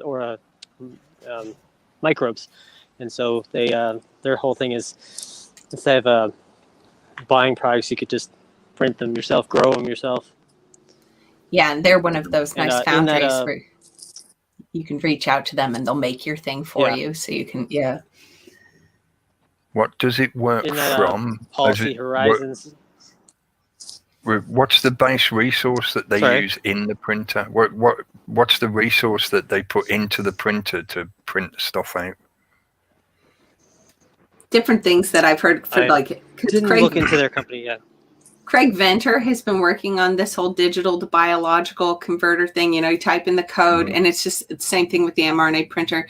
And that was, I've seen described as like just different bottles of chemicals there. But I imagine that they could even harvest from the air, because some of these things that they, depending on what they're producing, they can, or maybe they could feed in the medical waste. You know? This is partly what I was wondering. You know, there's got to be a base resource that they're working from. So what is it that they're already, like, what have they designed the technology to make use of at the moment, but what potential does it have to use something else, like biomatter from somewhere else, you know? Yeah, that's part of what I'm gonna go over in my video. But yeah, they can use all kinds of feedstocks, all sorts of things, depending on what they are using, like different little life likes different food and whatnot. But yeah it's mad science. It's crazy. But yeah, the Ginkgo Bioworks people, I'm pretty sure that one video that I did, is this the future of our species? The one, her name, I think it's like a Greek name, but the one lady, she works with George Church, and she just loves George Church, and she's from Ginkgo, I'm pretty sure, and she laughs at Jurassic Park, like it wasn't an instruction manual, but we're kind of doing that anyway. That's their logo. They use the Jurassic Park logo for. As a side note of interest, a couple actually. One recently here in the UK, a couple of weeks ago, I think, we had a talking head who happens to be one of the main talking heads as a representative of Extinction Rebellion. But he was doing the rounds here on the UK media talking about how people should not get another pet when their current pet dies. So, basically people should stop having cats and dogs and whatever, because of the carbon footprint connection. And that goes right with what Anonymous has been showing lately on his pet coverage. I saw locally here, it's kitten season. That's what they said on the news here. It's kitten season. I never heard that. There's no yearly kitten there's usually season. a lot of strays. Yeah. And they say that the shelters in my area, which I won't get in. There's a funny story attaching one of the shelters to the Las Vegas thing, but let me just mention this other point, and that was in the recent few days, only a few days ago, maybe earlier this week, I think, there was a story doing the rounds about how they want to, I think it comes out of Spain initially, how they want to give animals the rights to not be abused. In other words, they want to sort of step up recognition of pet. The moment they're talking just about pets, dogs, cats, etc., to give them some kind of animal rights legislation so that they can't be abused by their owners. The way they presented it was like, it's that kind of, feel good thing of we care about the pets, so we want to make sure bad people don't mistreat them. But it had me thinking that this is a step towards stretching the meaning of human rights and all the other connected kind of legislation that goes along with that concept, to stretch the boundaries of what defines a human, what defines a sentient being that is allowed to have rights legislated for them. I'm thinking in terms of they're pushing towards that genetically created chimera effect, which means in the not too distant future, there's going to be beings that don't truly fit the human classification. And some people already might identify as a puppy. Yeah. Chimera already here. Can you screen share for a minute quickly, Yes. I wonder if Camille's come across this. I mentioned this guy maybe 2 years ago. There was a guy, I think he was the first one that ever did this hack your gut thing, And I've noticed now, I just looked it up, hacking your gut. It's become a big business. It's huge, yeah. $277. Read down on this, man. You've got things bringing your gut health to the ultimate gut health bundle. Right, the purpose of this program is to build a solid foundation for your gut to thrive by teaching you how behavior shapes gut health and function. And without a strong foundation, the gut cannot thrive and becomes susceptible to dysbiosis, damage, and motility problems. Consequently, you'll experience the oh-so-common symptoms of pain, bloating, diarrhea, constipation, and more. Your gut is like the roots of a flower with solid roots. And basically what this guy was doing, first of all, he had some kind of milk intolerance. So he was actually feeding himself certain types of bacteria that normally live in the gut. And he thought he was being really clever by picking his own, doing a little pick and mix of the different bacteria that he's going to have in his stomach. I mean, this is craziness, telling people that they can, the ordinary person has the kind of scientific background needed for something like this. It's madness.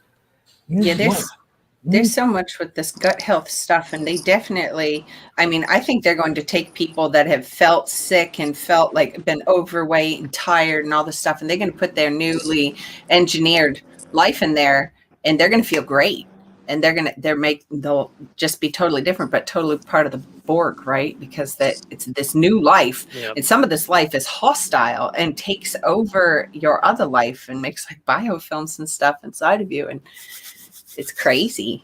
It's lovely. Lovely. Yeah, for sure. But hijacking the function So of your focused on guts is biology. because the gut connection with the brain. Yeah. The gut through the brain vagus connection is nerve. why Yeah. they want the gut so bad. It's how they'll mind control you. Yeah, exactly. You'll be like able to be happy when they want you happy, sad when they want you sad. But Sorry, you go. I just jumped Just crank screen the dial. share to this one that Pete had shared with the. They're already making or closer to human animal chimeras. You know, we've covered this kind of subject matter a few times over the years. You know, it's more than likely that in some parts of the world they are already doing this. You know, it's been steadily dripped into the public consciousness to prepare people for the fact that they are going to be doing this stuff. Yeah, and it's looking It's more so and funny more you guys like bring this up because I was literally engineer- talking about this yesterday.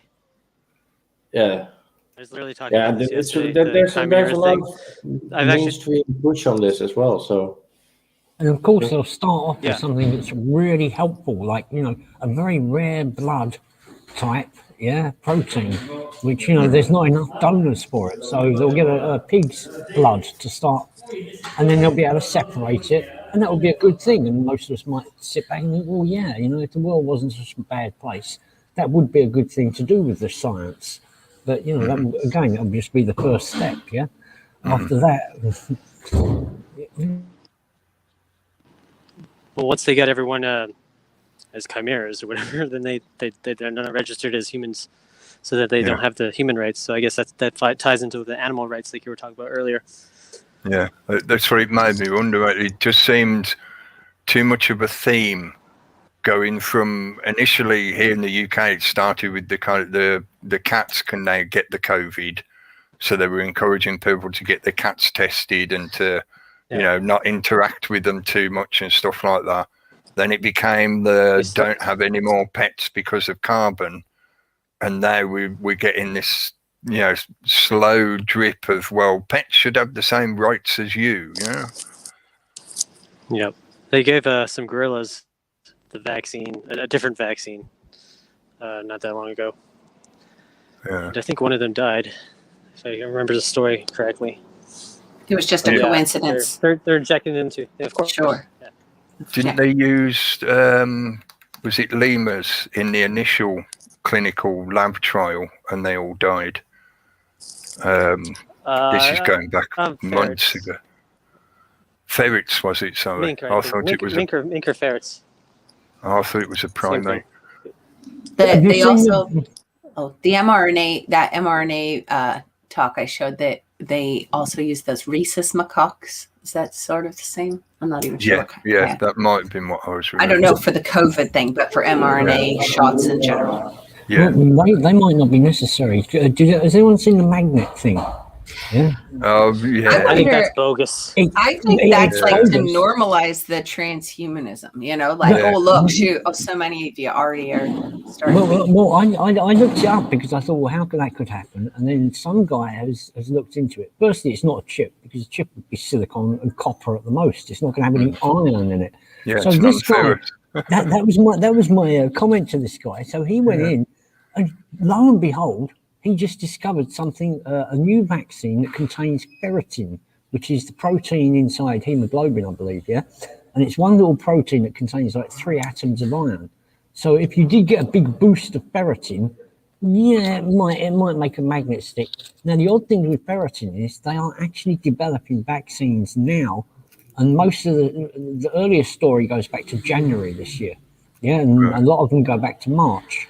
And they're actually building this ferritin. If you look it up, the ferritin protein, you'll see it's a ball-shaped protein, and they're putting the spikes of the protein inside the ferritin, so no mRNA.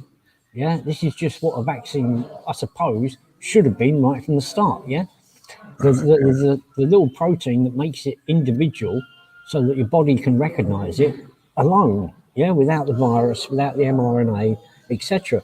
So it could be a way to get people, you know, get the word ferritin into people's minds, yeah, as a better vaccine. Yeah. The Salk Institute just came out saying that the spike protein alone can also cause illness and stuff like that. So everyone's getting these mini factories for spike proteins built in their bodies. Yeah, this is something Dr. Pretty funny, Eden. actually. Dr. Eden Yeah. said, I've been ranting about it a bit in recent episodes. You know, he made that point ages ago. And in the interview I saw with him from a few weeks ago, he was reiterating that point. It's like the COVID virus itself doesn't matter anymore. It's the spike protein. Well, he basically confirmed everything I was thinking about before with the whole jab spreading like a disease. Mm-hmm. And they a bunch of people finally found a bunch of articles that were out last year, and I even found one from 2017 where they were talking about new vaccines that would spread like a virus with all these walking bioreactors, Yeah. all these and there's even like predictive programming, of course, for that with this gargoyles episode that everyone has I think everyone's seen that one where they talk about creating a pathogen that spreads like a virus. Was that the animated the 90s one? Yeah, and it's from the 90s or whatever. I think 96. Oh, you just showed that recently, right? So, I think I must have seen that clip. it's That in might like have several been- of my videos. That might have been one of the last videos YouTube gave me notifications for, because I can remember watching that clip that you put up. Yeah. Okay, I've got to get going, yeah? I'll catch the rest of the show tomorrow. Okay, mate. Thanks for joining in. Glad Bye. you were able to stay for a bit. Bye, Gary. Bye. Later. Yeah. In case folks missed it earlier, he said, yes, the curfew is over there, but the shop, the internet cafe that he uses doesn't stay open late still. I think they're probably waiting for the business to build up again now. Everybody's getting used to there being no curfew anymore. He's got to wait for the customers to start coming back before he'll open up longer. And do they have staffing issues over there? Like here, I drove past a Taco Bell has signs up for $1,000 hiring bonus if you just come to work, because nobody wants to work here. Maybe people are worried about demolition man. Well, no, they're loving the perks of getting paid by the government to stay home, so they don't want to go to work. They created this problem, so now it's gonna, businesses are gonna beg people to come to work. They've been able to survive without their non-essential job, so why bother going back to a non-essential job? Yeah. Yeah. They'll just take it away again. Yeah. Guaranteed income, basic income is coming, so no one will have to work. I think in a lot of places now it is already in place. It's just under different names slightly at the moment. Exactly. We have served over here it's called universal credit here.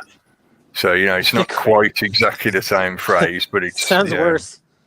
Yeah. Credits. Anytime I hear the word credits, I cringe. Yeah. We'll see how that develops. It's one step away from social credits. So. Yeah, that's the thing. They've already talked about connecting the accounts. Basically, they have put out the idea of no jab, no payments, but it didn't last very long in Parliament. I think they were putting it out as a trial balloon, basically, to see if they'd get away with it, and the public just did not like the idea. Luckily, gladly. They had to seed them, get it out there, and it'll come back around. Yeah, they'll like it next time. Yeah, gradualism. Yeah. As long as they've got a method of some manner of putting pressure on people, and they just keep introducing things a little bit at a time, that's the method they rely on. Gradualism combined with a strategy of tension, of applying pressure on you, of there being some need for you to do this thing. They're creating that need by changing the infrastructure of society such that you're in a situation where that's how you're expected to live now. You can't get service unless you have the mobile device to be able to pay electronically, stuff like that. Yeah, they just have to get the ideas into people's minds enough, and then the big events happen, and then they bring it in. Mm-hmm. Yeah. So Well, and when all many the more big events coming.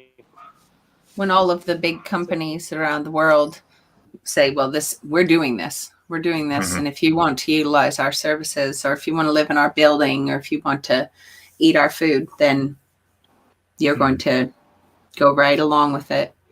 Yep. But yeah. Well, time's up. Yeah. I was thinking as well when you mentioned about that subject matter, and this is one of those constant things that's around always in the background, because it applies no matter what the world situation is like. It's always the end of the world for some religions and religious people. So it had me thinking that process of the kind of biblical prophecy effect, and how they have purposely in the media, in one way or another, they've added that kind of biblical prophecy narrative into people's conversations, into people's consciousness, because some of the stuff that's been happening fits in with biblical prophecy, like the mark of the beast. But the thing is like, which came first, was the prophecy first, or was just the inevitability of them exploiting the fact that a prophecy exists, so they just fill the vacuum, and then they tell the public, like, see, it's the end of the world, you better do as you're told, better get your vaccine, get your chip, because look, it's big biblical prophecy, your time's up.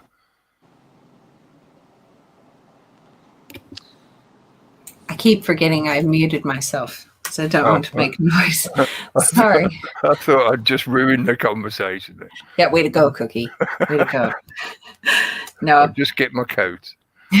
Time's up.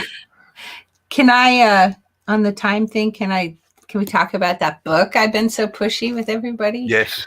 I have to admit, I'm terribly sorry, miss. I was not able to achieve my homework. You're such a slacker. I've only read about, I think I'm on page 32. Yeah, see, it doesn't really, you're probably still going, why in the world does she want us to read this book? One more page, Cookie. You could have been 33. Yeah, wow. Yeah, One more that's the page. point. You couldn't even really do it. Did that wrong. You didn't even take it for this team. I got through that first chapter, and that was just dire. Yeah. It was just like this tale of woe. Yeah, it's really, it's hard. It's hard to get into what the book is about, beyond the whole sad story of the lady's life, for sure. Yeah. But I just, there. So it's a Jewish feminism book, and it's Woman on the Edge of Time. When does this published? It's 76. Yeah, 76 it says here.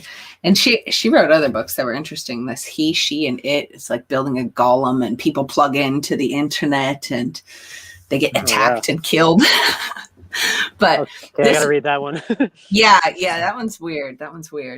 Well, so's this one. This I heard it was mentioned in some I think an Ed Regis book. I'm not even sure, but so some science book that was talking about that this was the good Brave New World.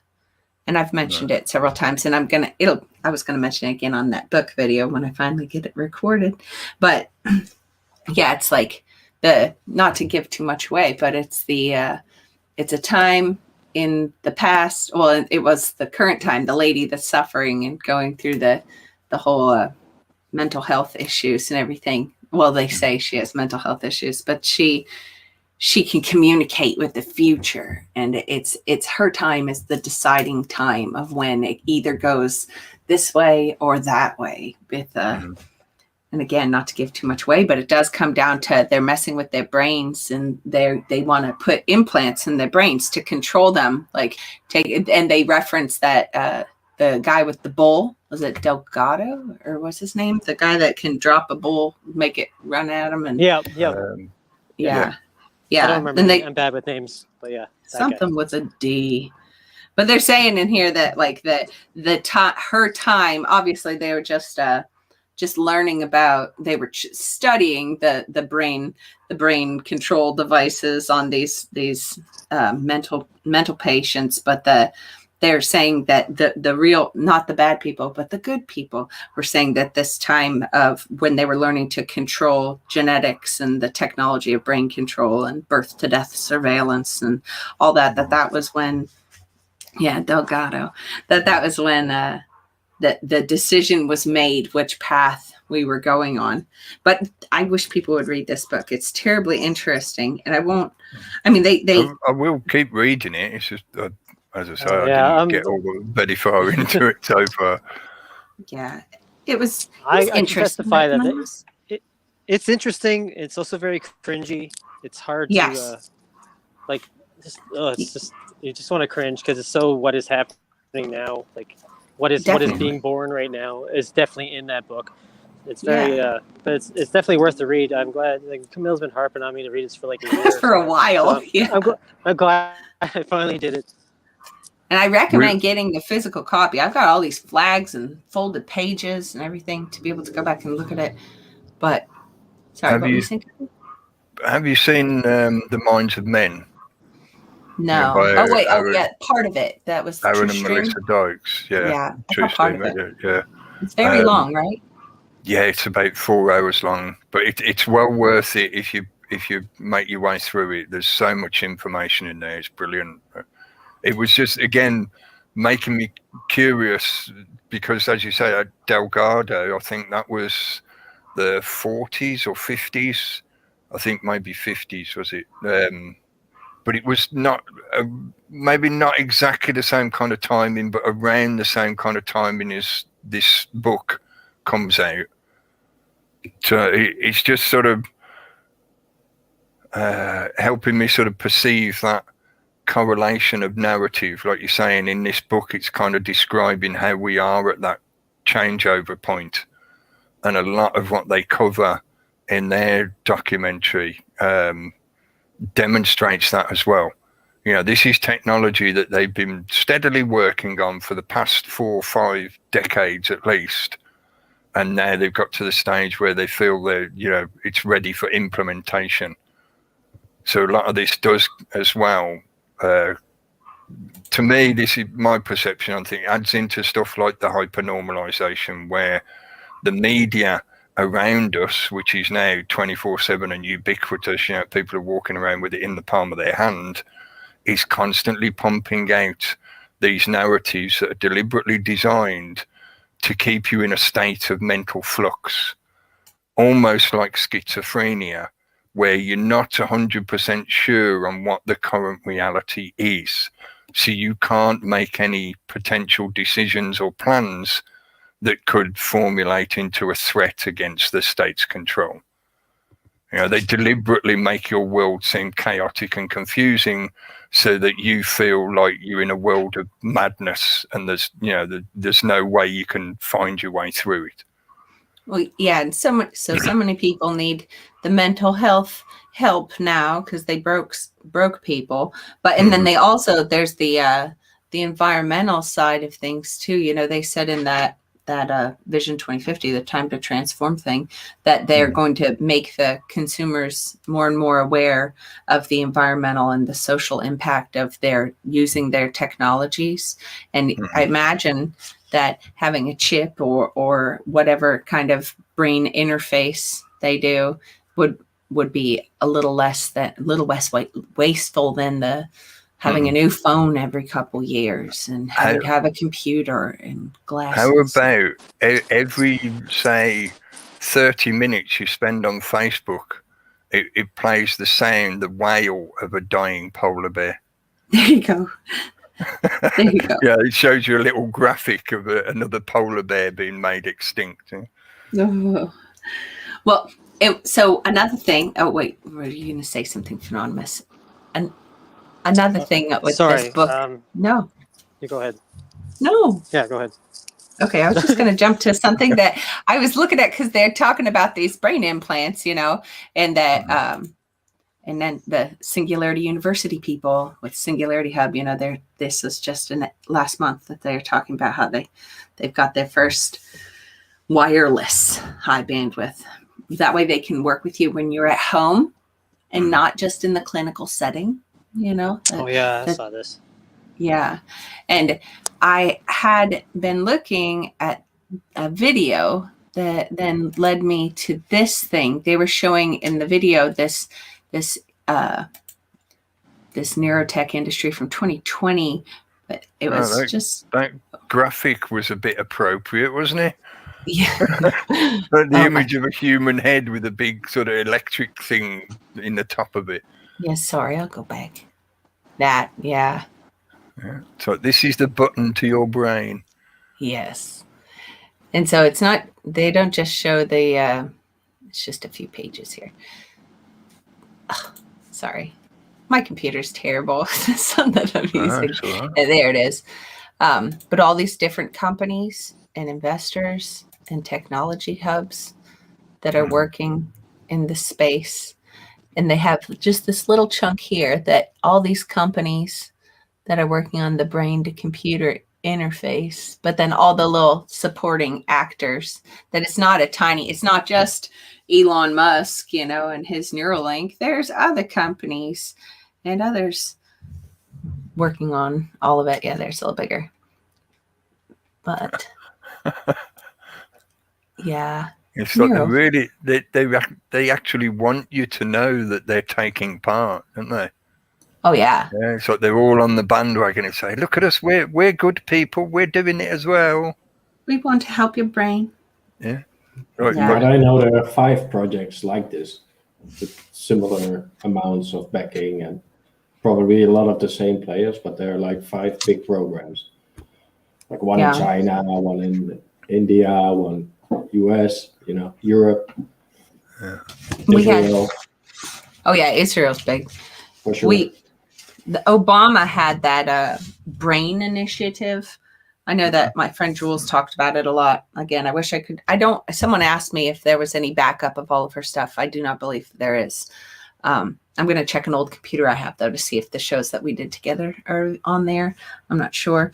But the 21st Century Cures Act and the Brain Initiative, Obama's Brain Initiative, the brain research through advancing innovative neurotechnologies.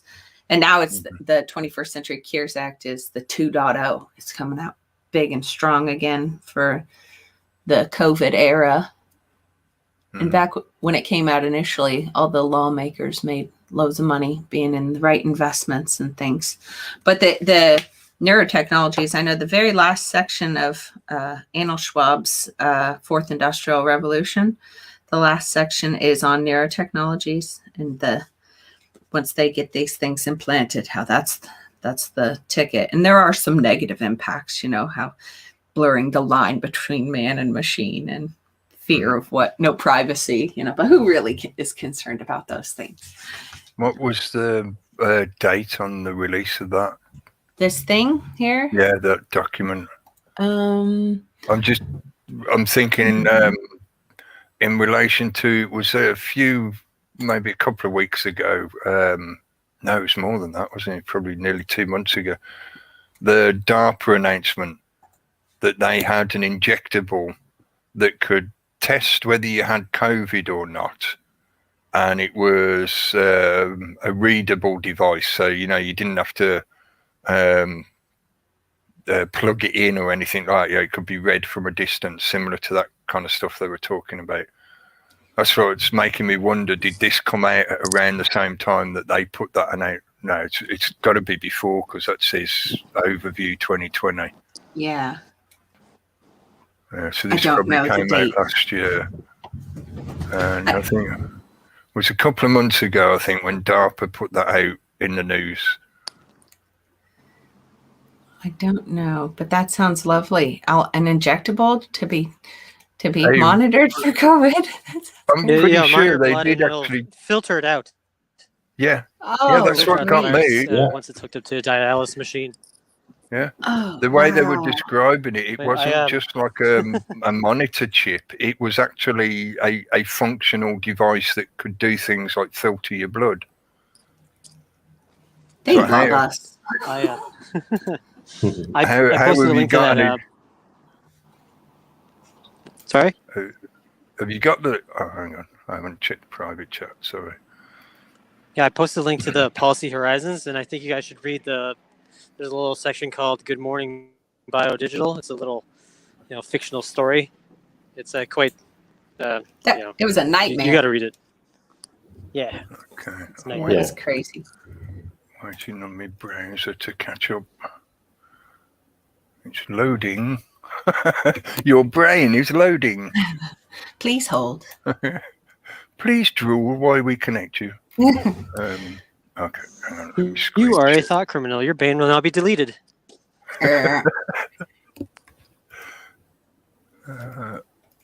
on. Right. Exploring biodigital convergence. Which one?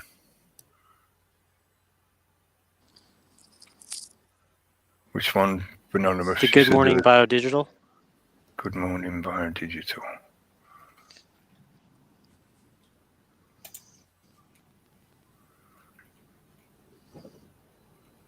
And there were other really good things in there. I will put all the links together again that everybody's sharing here that I've seen. And but yeah, there's all kinds of stuff. You missed it. There was a great young Ray Kurzweil picture. I love how they show him so long ago before because he doesn't look like that anymore. Let me read this bit out then.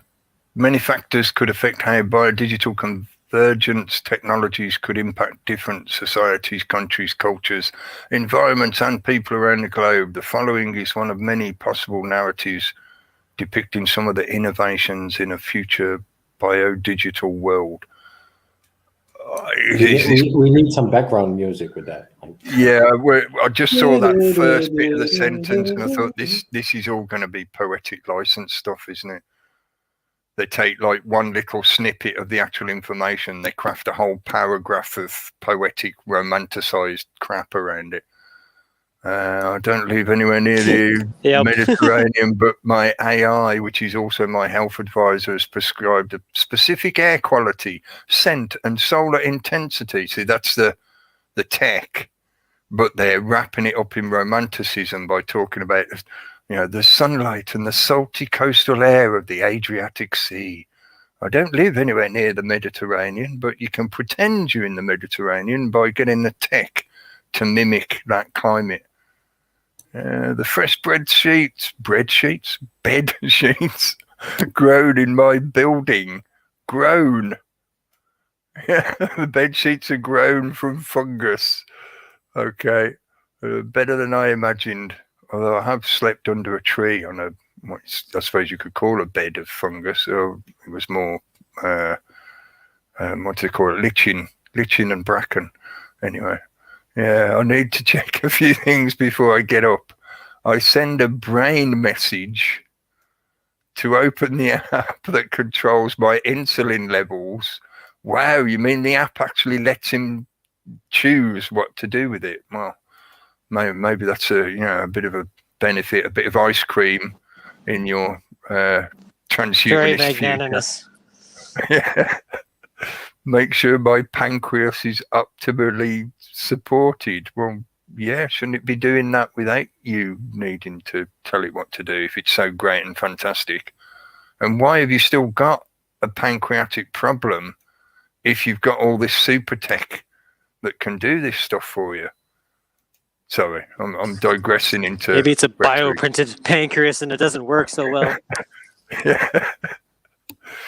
I can't imagine having to inject myself with needles. Oh yeah, needles are so last century. Everything looks right, so I check my brain's digital interface to read the dream data that was recorded and uploaded to the cloud, and all subsidiary companies connected to the corporation that produced the interface and processed in real time. Yeah. My therapy app analyzes the emotional responses I expressed while I slept. Man, just that one sentence is terrifying in and of itself. Everything is. Yeah. And funny, but it suggests I take time in nature. Duh.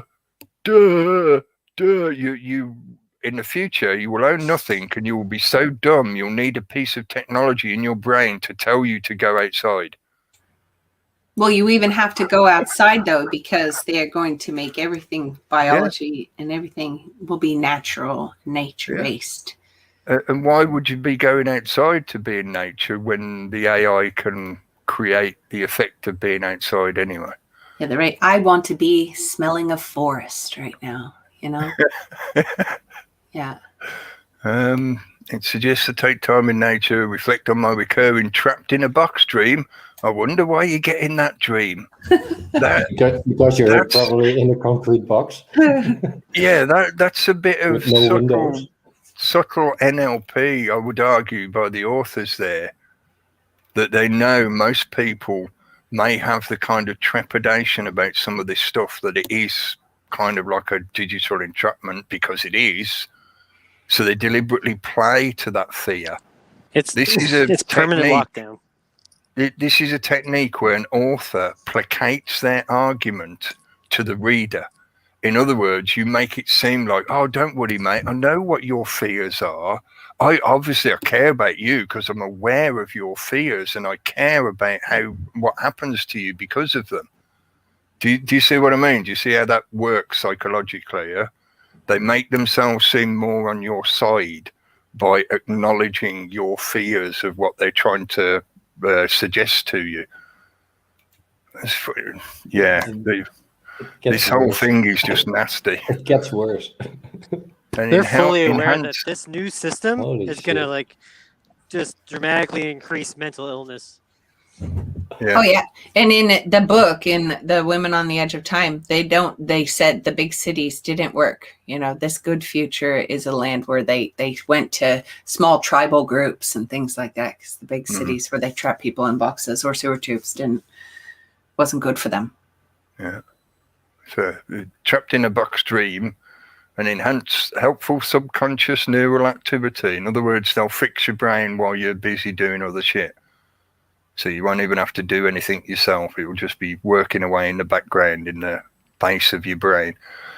AI recommends a forest day. I think okay, and my AI and neural implant do the rest.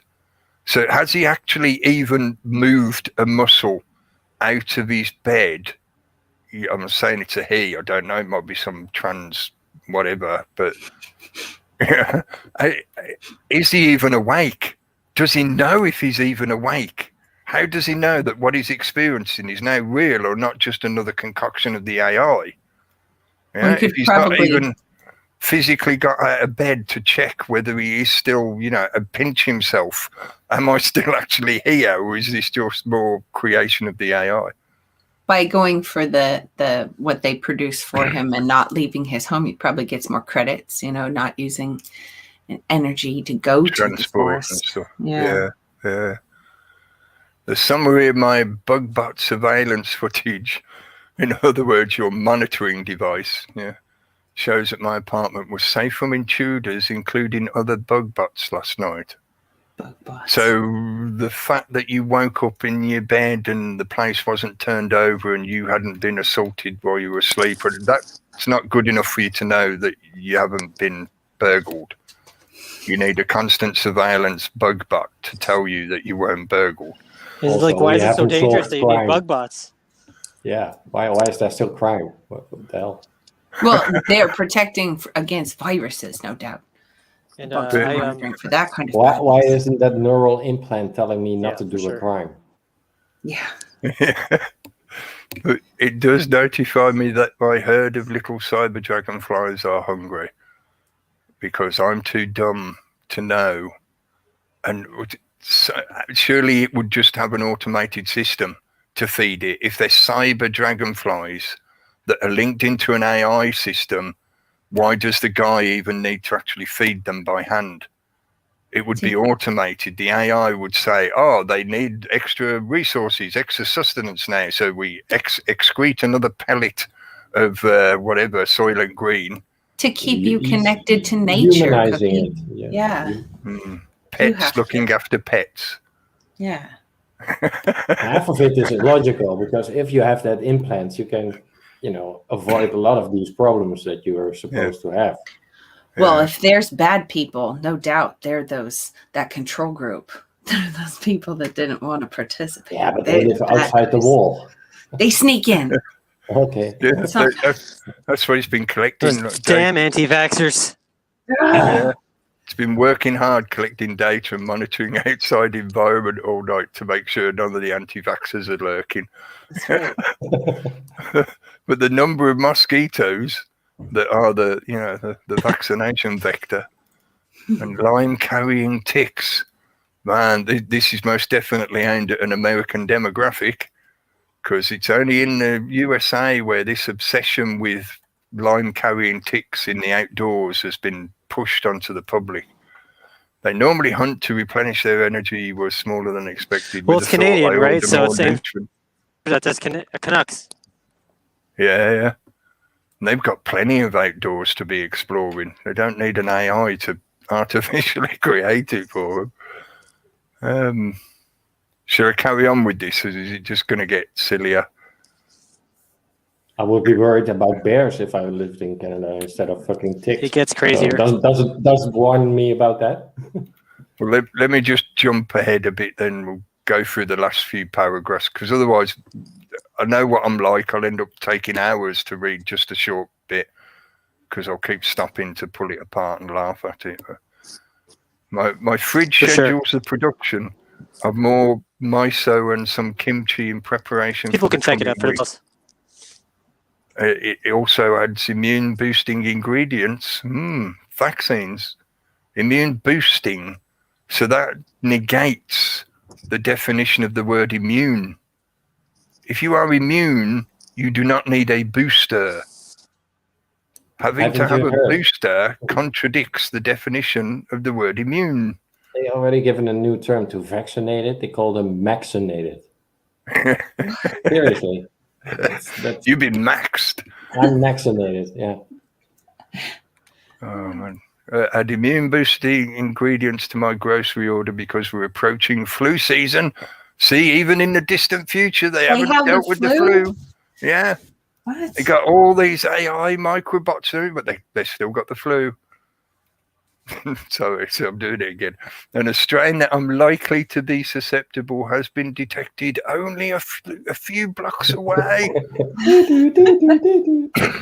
Localized variants. I made this point last year. The national lockdowns may be taken down. They will say, "Oh yeah, it's done now. We've achieved the goal." But now they've got the principle embedded into the public's consciousness. They will be able to use it to do exactly that. Oh, down the road from you, there's been an outbreak of this triple mutant variant. So that bit of your town is now out of bounds. None of you can go in or out of that area. Well, it's okay because you won't need to leave that 15 minutes, right? That's as far as you're supposed to go from your home, those little communities. Yeah. I take my smart supplement, which just popped out of my bio printer.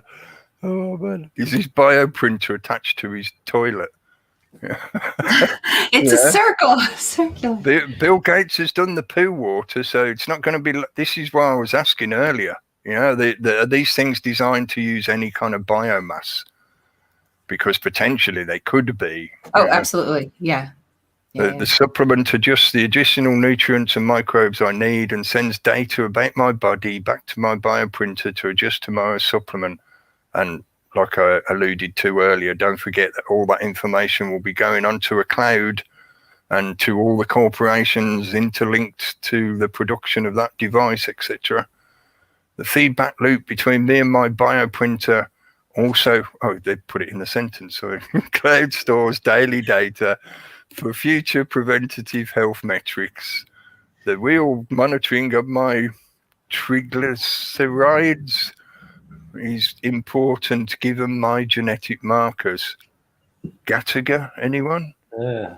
He knows what his genetic markers are and he's aware that he has to check them on a regular basis and they're checked and recorded and registered and etc. etc. As my coffee pours, I check my daughter's latest school project, which has been growing on the counter for the past week. She's growing a liver for a local puppy. Well, really, what the hell? Who This is comedy. What? This is comedy gold. She's growing a liver for a local puppy in need as part of her empathy initiative at school. Empathy initiative? What the absolute fuck? More stem cells are on the way to start a kidney too, because she wants to help more animals. Why not just grow a whole animal? Why are you fucking about with just parts? Because that would be bad for the environment. Just get that one that's missing a liver, stuff him in the back of the bioprinter, and just print out a whole new puppy. Do you get a B for if the puppy dies? No, you'll probably get a coupon for Soylent Green. They don't want to scare the readers with a whole puppy, just a kidney. We're going to fix the broken ones. We're not going to replace you completely. Oh, no, we'll just fix the broken ones. As if. I grabbed my coffee brewed with the new certified carbon negative. Yeah, negative. What? Yeah. Carbon negative bean variety. What is it? A black hole? It's not a baked bean. It's a black hole bean. Sit on the couch for a minute. Oh, he's actually got a couch. He's Sucks actually the got carbon out out of of your bed. body. Yeah. It appears the nutrient treatment I had painted on the surface of the couch and chairs has allowed them to rejuvenate. I'll have to try the treatment on my bioprinted running shoes, and it should say in brackets there, I'll also be dipping my willy into it later to see how rejuvenated I can get it. Yeah. Oh dear. Oh wow, is that the time? What you mean you still actually bother to tell the time where the AI interface in your brain could just tell you need to be somewhere and whatever? You wouldn't even need to know the concept of time. The AI would do all the timekeeping for you. Before my first virtual meeting, I tightened the belt on my skeletal-muscular strengths chair. It sounds like he needs it from all the time he spends in bed. It sounds like the Wall-E chairs. Yeah. Yeah. I wonder if it's a commode chair. I bet it have to be. Although then again, yeah, he's probably got a collection unit attached to his bum that goes into the bioprinter. Yeah.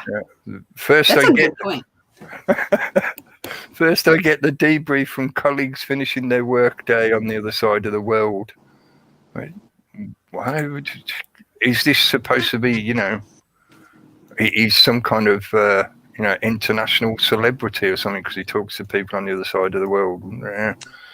I shiver momentarily as I think about how intimately we're all connected in this digital biosphere. Again, destruction of the definition of words. It never left the box either. It's all this time it's in the box. Yeah. All inside his little cubicle. Or sure he doesn't even know where he is. Yeah. Well, thank you for sharing that. That was terrifying comedy. But I have to say, sorry folks, you might get a little bit of infinite video for a second. I just remember I'm still screen sharing. All right, but I put the link for that article in the side chat. If I'd read that in a fantasy novel or sci-fi novel like 20 years ago, which was it was mainly in the 90s when I was reading all that kind of stuff, I probably would have thought like, oh yeah, this is sci-fi future, the future world kind of thing, tomorrow's world, all that lot. But reading that now as a description of that's what they expect to be happening within the next few years is just like reading the insane gibberings of a madman. And that was from the Canadian government. Oh, where'd he go? Oh, he's lost connection, I think. Yeah. Yes. He did a video where he read through it more, and it's like a crazy world. Wow. Yeah. When Arnold Schwab says frightening, he means it. Yeah, I think that's what's going through his head. Yeah. I don't think you could sell that as a movie pitch. something like this.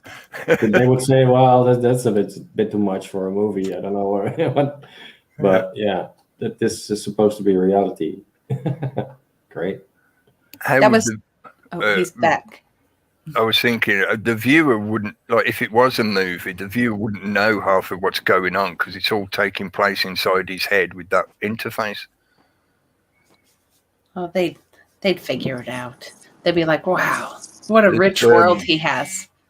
There's a scene in Cloud Atlas, a movie called Cloud Atlas, and it's a storyline that's split into sort of different timelines.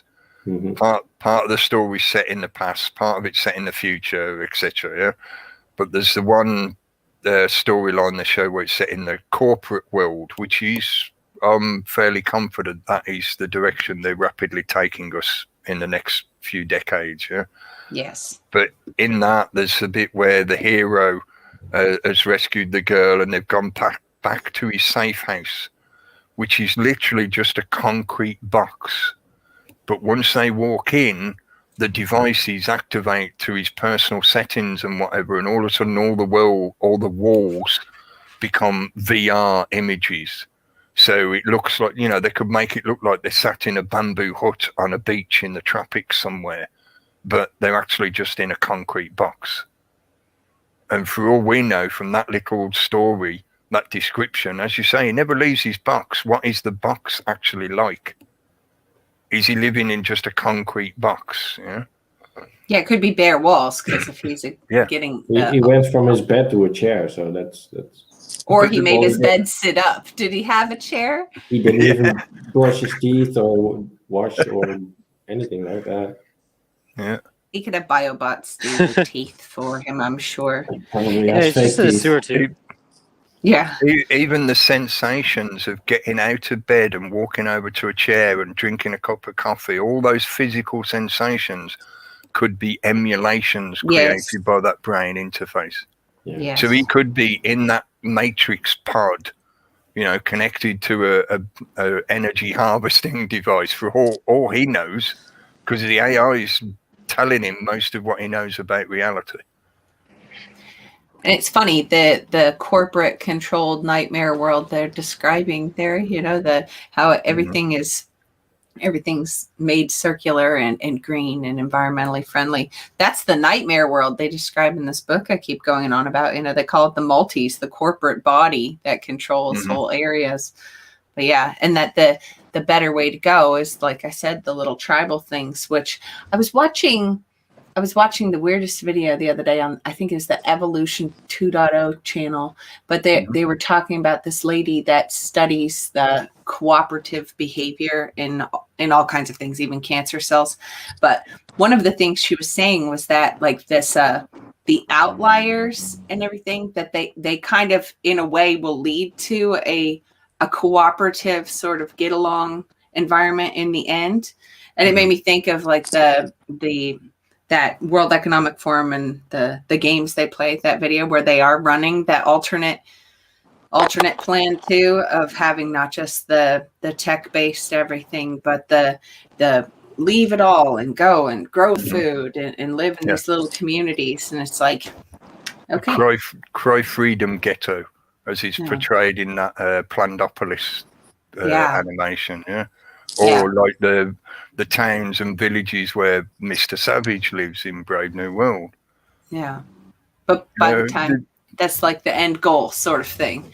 Yeah. That they want that little land where there's less people and still using the bio everything.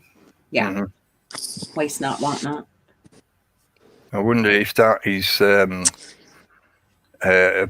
principle of only work kind of a bunch of the population first. Say again, right? Get rid of a bunch of the population first. It's only going to work if they get rid of a lot of the population. Or get them all a lot of carbon. Get in your sewer tube, and plug in and power the future for all those outliers. I was thinking from the point of view of they describe it as being circular, But really, I would argue it's not circular. It's a downward spiral. It's an inward turning spiral. So I know this sounds a bit cheesy and cliche, but that old phrase of the beast will eat itself, it will consume itself. It does make me wonder about the possibility that the controllers, the cabal, given whatever label you want, the people that put out things into the world, such as the Georgia Guidestones that says 500 million living in balance with nature, which is that kind of imagery of, like you're describing, like the outliers. They're almost like Eloi, in the H.G. Wells kind of description. But those people will survive. Meanwhile, the people who willingly submit themselves to this matrix-style pseudo-sustainability, this thing that's being called circular, it's not truly circular. It's an inward spiral, which means eventually it will destroy itself. It will consume itself. And maybe that's the principle they're relying on, that they're creating this thing that they know will destroy itself, but it's their method of genocide in a mass amount of the population. I know that sounds, really dramatic, but it's sort of like they're persuading people to willingly step into this machine that gives no care whatsoever to what they are as a being. It just treats them as a resource. That means eventually, it's going to come to consume that part of the resource material as well.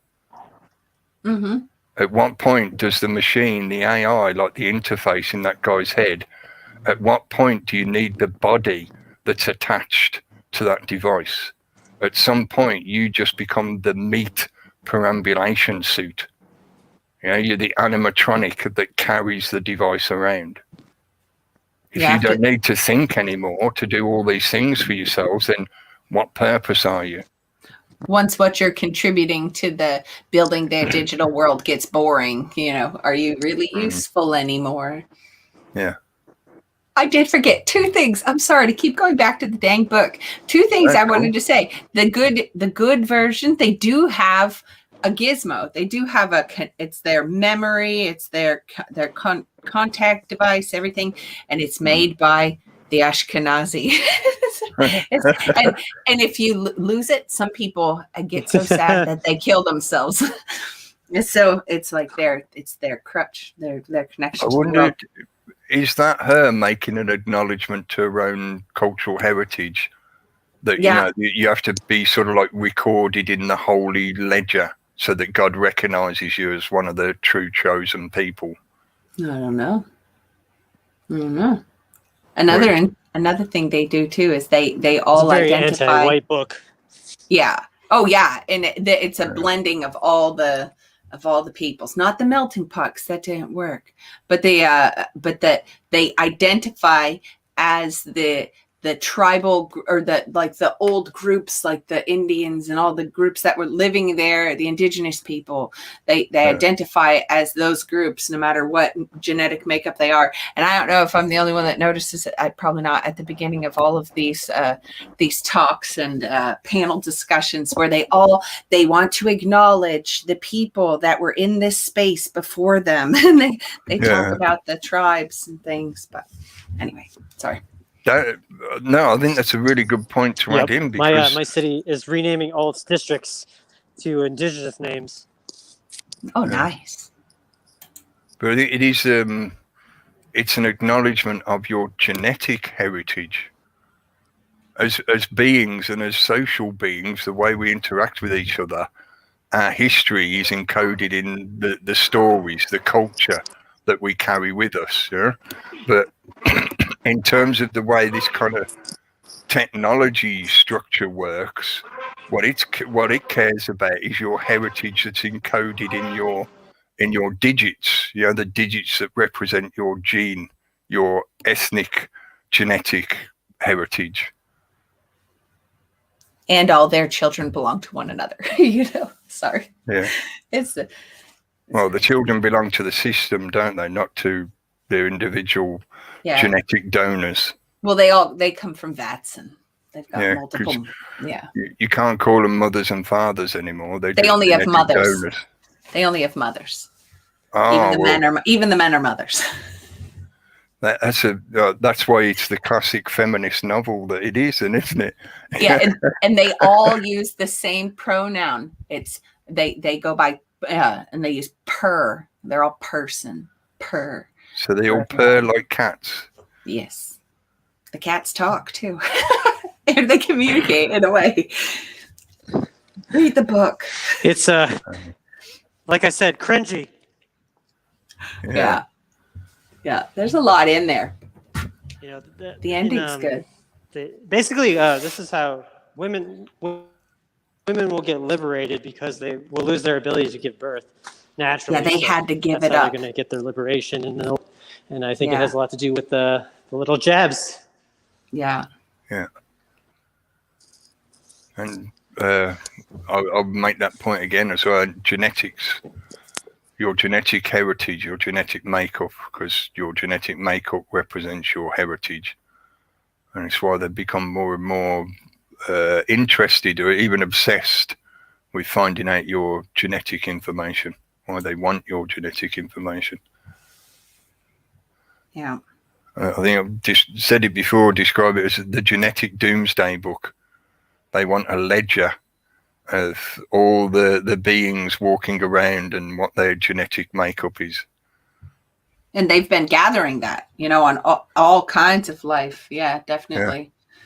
Yeah. A little, I was just thinking as well, in a kind of metaphorical way, it's a little bit like the collection of seeds, like when they built the seed banks, the seed vaults. Mm-hmm. They want to take a stock of the current genetic makeup at this point in time, because they know in the coming future it will be difficult, if not impossible, to get a snapshot of pure, clean, original genetic data before this time, because it's going to get interfered with in some way. And it allows them to track how the experiment goes. Yes. Yeah, like tracer rounds following its progress. Yeah. Or the mosquitoes giving you a little Zika jab. We see you went to Florida for vacation. You got that in your makeup. You have been tagged. Yeah. We found spores from such and such corporation. What products have you been buying from them? Yeah. Oh my word. For real. Yeah. It's crazy. Was there more points on the book you wanted to mention? Oh yeah, but I'd just go on and on and on. People should read it. It's interesting. I like the thing that you have on your Soul Excalibur, the read more than you watch. That's good. Yeah. It's good advice. But yeah, they do. They say they can trigger when these things they put in the people's heads, like their fight or flight and euphoria and calm and pleasure and pain and terror, whatever they want to trigger. Doesn't that sound great? People should, they have these, I have the link open, but the video is frozen and it won't show the part I want to show. They've got all of these, they're external still, but the brain control interface thing that has Alexa built in, but they can do so many things they say they're laying the groundwork to stream the biodata to from sensor to sensor out of you, to be able to get ready for when it's in you too. But they're utilizing this AR tech, the augmented reality tech with the brain control interface and the artificial intelligence, and the devices are designed to be able to use all day long. That they're low power. They're putting it out there to help the Alzheimer's patients, of course. That's what it's for. But they recognize that they can branch out from there. That's just to get the foot in the door, and then there's all kinds of good things. And they already have the insurance stuff laid out. They say in their timeline in that video, I'm sorry I can't show it, but they say in the timeline that they look to be covered by like all the normal insurances by 2022 for that gizmo. Yeah. You made me think when you said the phrase "foot in the door," I was thinking, isn't it more like a hand in the brain? Yeah. For real. They're But getting their entry point set up, their foothold, their beachhead. And I'll link again to that, but it's on the Transformative Technology Conference channel. It's their neural prosthetics for assistive technology. They love us so much. They want to do We so just many want to things. assist you. We're here to help. Yeah, we're going to Oh, wait. assist you straight into the chair. Anonymous, we cannot forget about Poppy. Are you there? He sent this. Oh, Yeah. Poppy. You got a Poppy. link? She's Yeah. And if he sent you the link, or I maybe can find it if you don't have it right there, Anonymous. But I watched it with the subtitle, or the closed caption or whatever, and without the sound. Oh, it's bad. But we could watch it. It was pretty accurate. We could look at it. That's just the lyrics. The song is called "Time's Up." Oh yeah, it is perfect for yeah. The visual is pretty important too. Yeah. Do you have the link? I saw the one about the masks. So I haven't seen one about Time's Up. Yeah, it's nuts. It's nuts. I'll try and be careful with playing. Maybe if we talk on top of it. And there's no and don't play the audio. It's terrible. Right. Okay. Yeah, that should be all right. Yeah. I'm looking. We can make up our own words. Oh no, the words you put there right on the screen. Here, I have it. I found it. You want the words? Yeah, you do. It's wacko.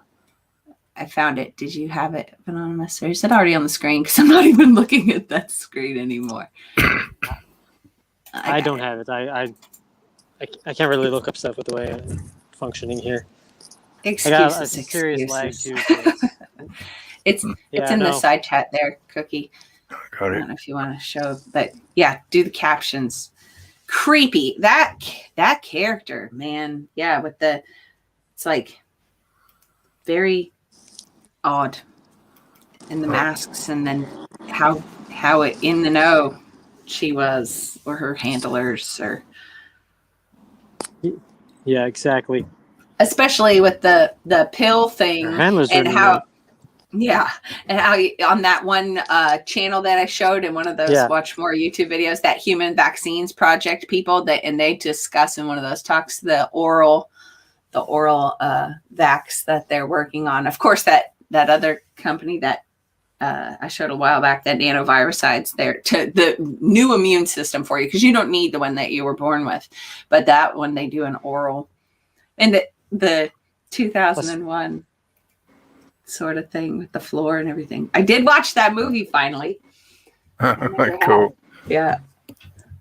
Let's see how well the closed captions do. When I watched it, they did well. Like they matched up because I listened at the same time. I'm sorry to say. They might have edited it as well to make it accurate, because you can go into it after it, or you can upload transcription. Yeah. Yeah, it is. She's a strange thing. She is what they meant her to be. She is just a mannequin. And what year was this? Does it say? 2018. All right. August 22nd, which is 822. No, sorry, 722. Yeah. We should talk. Yeah, you don't even know what's coming here. Yeah. You got to read the lyrics. I know.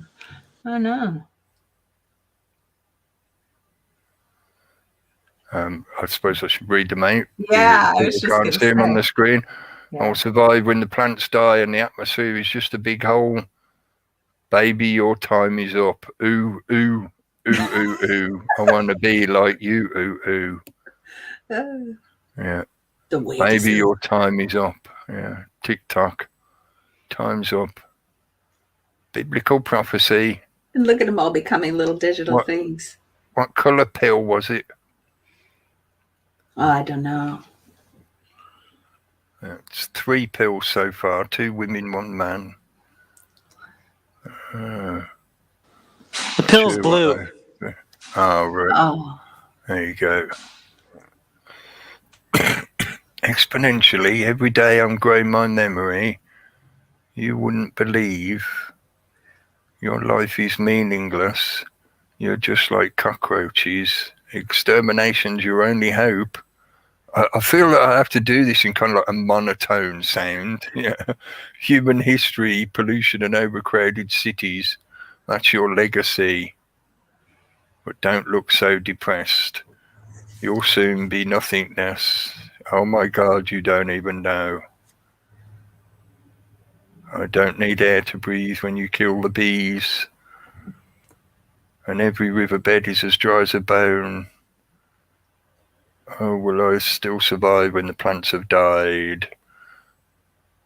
And the atmosphere is just a big hole until my batteries run out and there's nobody left to change them.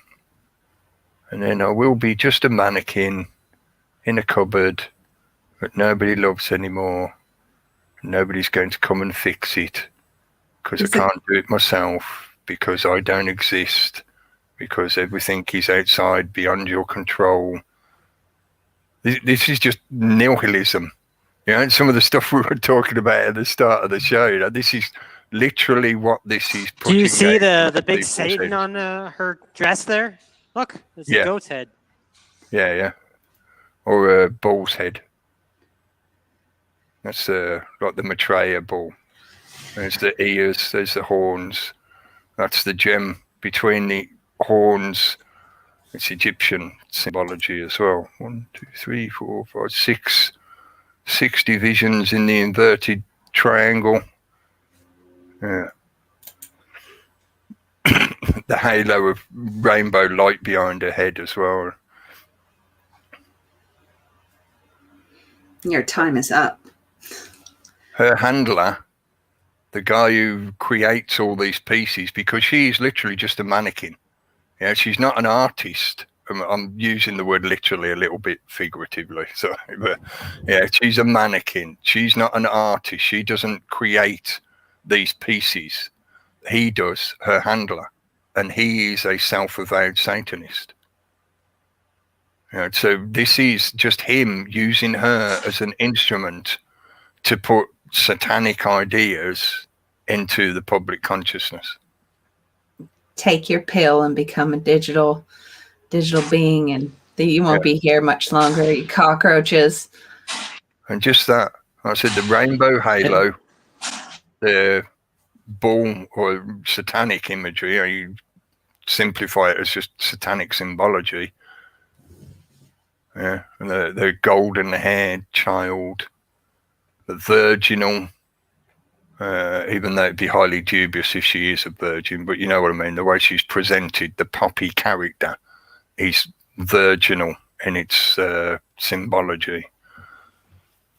This again, it references that the corporate appropriation of the sacred feminine to turn it into a brand that can then be used to define a separated social demographic and make them feel individualized and victimized and oppressed, so that then they can be used as a weapon for social manipulation.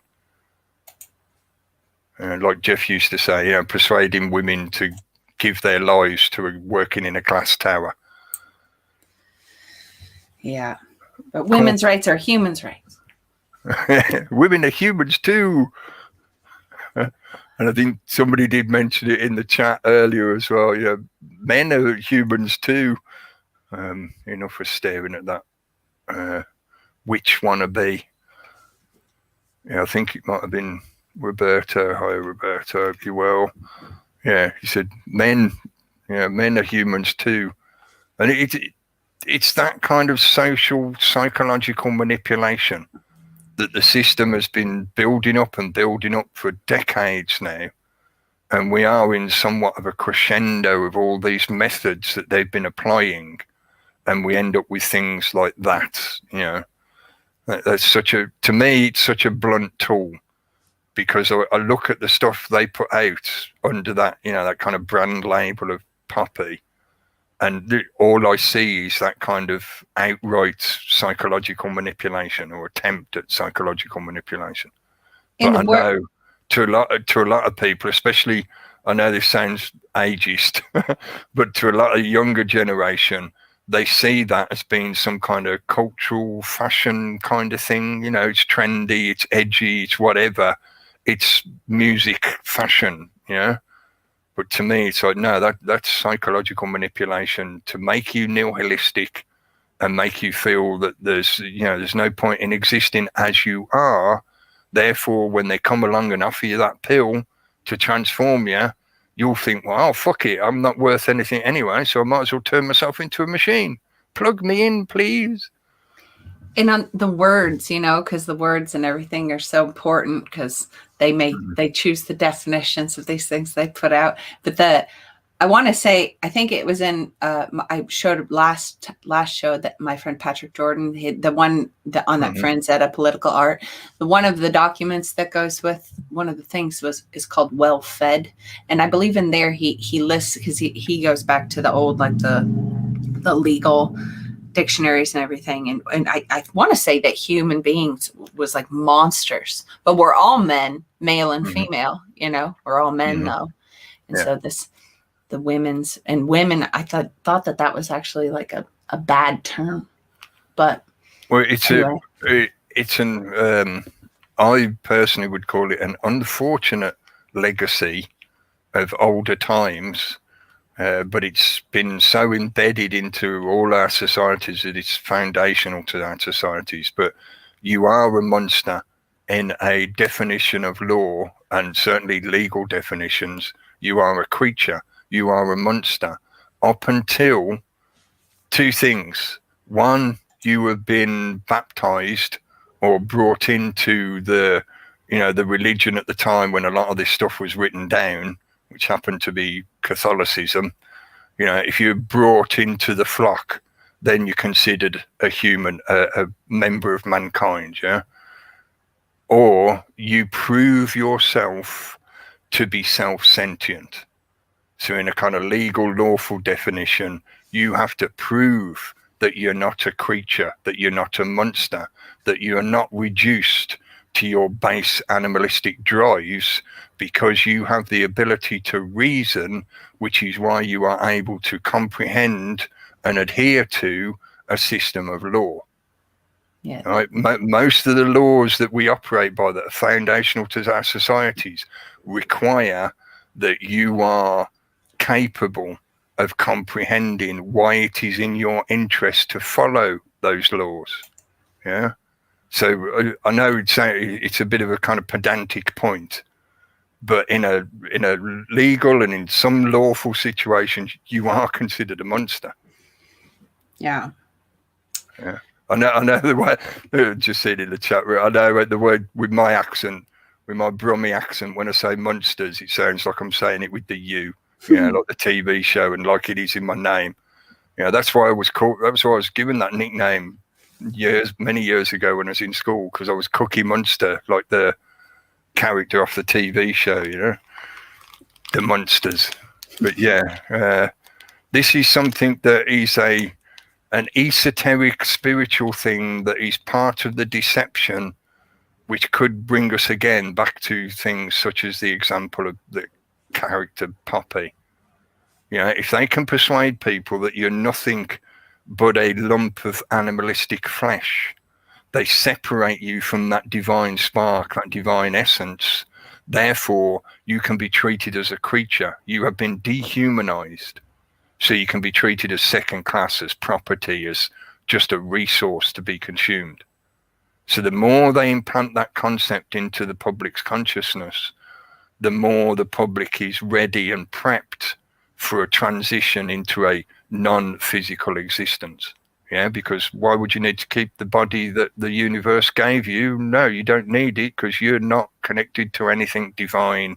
There is nothing else beyond just your own sense of awareness that bounces around in your skull. Which, now with this technology we've been talking about, soon you won't need to have a physical body, because everything can be emulated or chemically pseudo created for you anyway. And you can come and live forever in their digital world that you built. Until such time the power runs out. Yeah. Well, Need more people to plug in. Yeah, you failed to generate enough digits to pay the rent. That's right. Boom. Shut down. Sorry to make that sound a bit, well, gets a bit Nietzschean, you know. The computer said no. Seemingly pessimistic, you know. But I think the very fact that if you bother to spend the time working your way through to the sort of the more heavily obfuscated areas of their information, their propaganda. You know, most of the propaganda is 70, 80, 90% of the shit that gets thrown at us constantly is just propaganda manipulation. But if you're able to spend the time working your way through it, you'll see that in the background detail of their plans, their agendas, their ideologies, they know full well that they can never, ever truly get rid of all of those counter-narrative people. And I think up higher at the top echelons of the cabal of the manipulators, they know full well that by natural law, they cannot get rid of all of us. If they do, it will be to their own detriment. Well, and if in the end, those are the ones that they want to be around, maybe the down the line ones, but the ones that didn't step right up and join the machine to join the three-legged lockstep, you know, and go right along with it.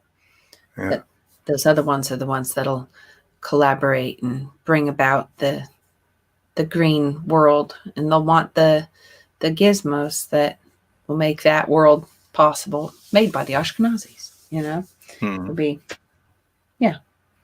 it will be handed out to us like a new sacred scripture. Yeah. Earthism, as I've heard some people refer to it as, you know.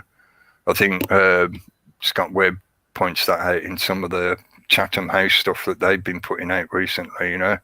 It's got that kind of amalgamated earth religion kind of thing, you know, a sort of up-to-date version of New Age kind of concepts, which again connect to that book, because this is stuff that was all coming out in the late 60s, early 70s, correlating with also things such as, in a cultural media sense, you had things such as Soylent Green.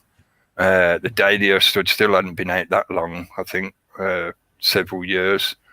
But there was a few sci-fi movies and books. This Island Earth, I think, was late 70s, that followed that kind of green agenda theme, because Soylent Green was all about the green agenda. Yeah, it was like the first incarnation of the green agenda.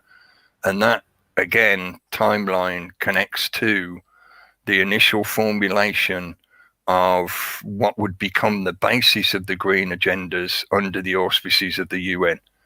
So you had things like the first sort of coordinations of the Trilateral Commission, things like that. All of that was starting to take place during those 2 decades, the 60s and the 70s.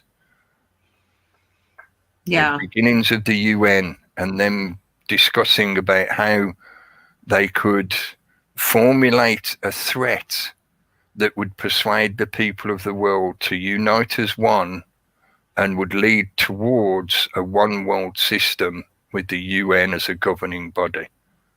Look into things like the Lucius Trust. Once everything is this biology made, the bio-based world, you know, everything boils down to who wrote the code to make the stuff it's like, it's crazy when how the control is concentrated, and they want to make everything this way. You know, in the Agenda 21 stuff, it talks about how this is the only way. This is the green way. This is, and it's to all be with the computer at the top, and who made the computer. We can't allow the already existing circular reality of the natural world, which follows its own natural laws, but when it comes down to it, it is a perfect perpetual motion machine where nothing is wasted. everything gets recycled at some point. Nothing ever gets destroyed. It is totally, completely, ultimately circular. But that's not good enough. We've got to technologically create our own pseudo-circular version of the natural world. It's insanity. But we they're know a playing lot the of them long are game. insane.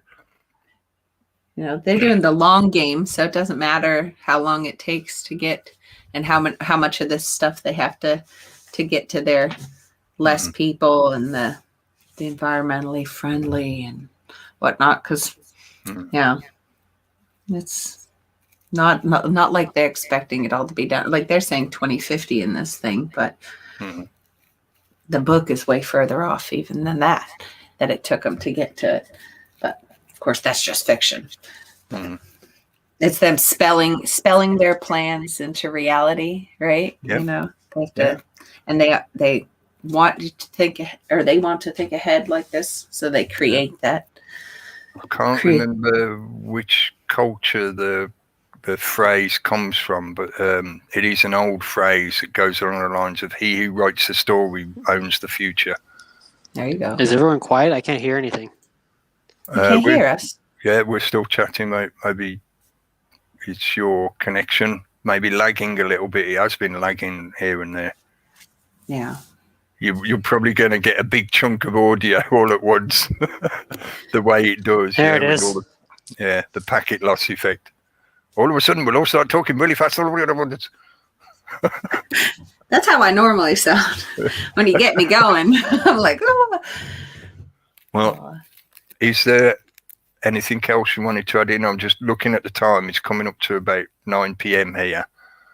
And I know you said you only had about a couple of hours or so, and we've done about a couple of hours. So I'm just checking on the time for you.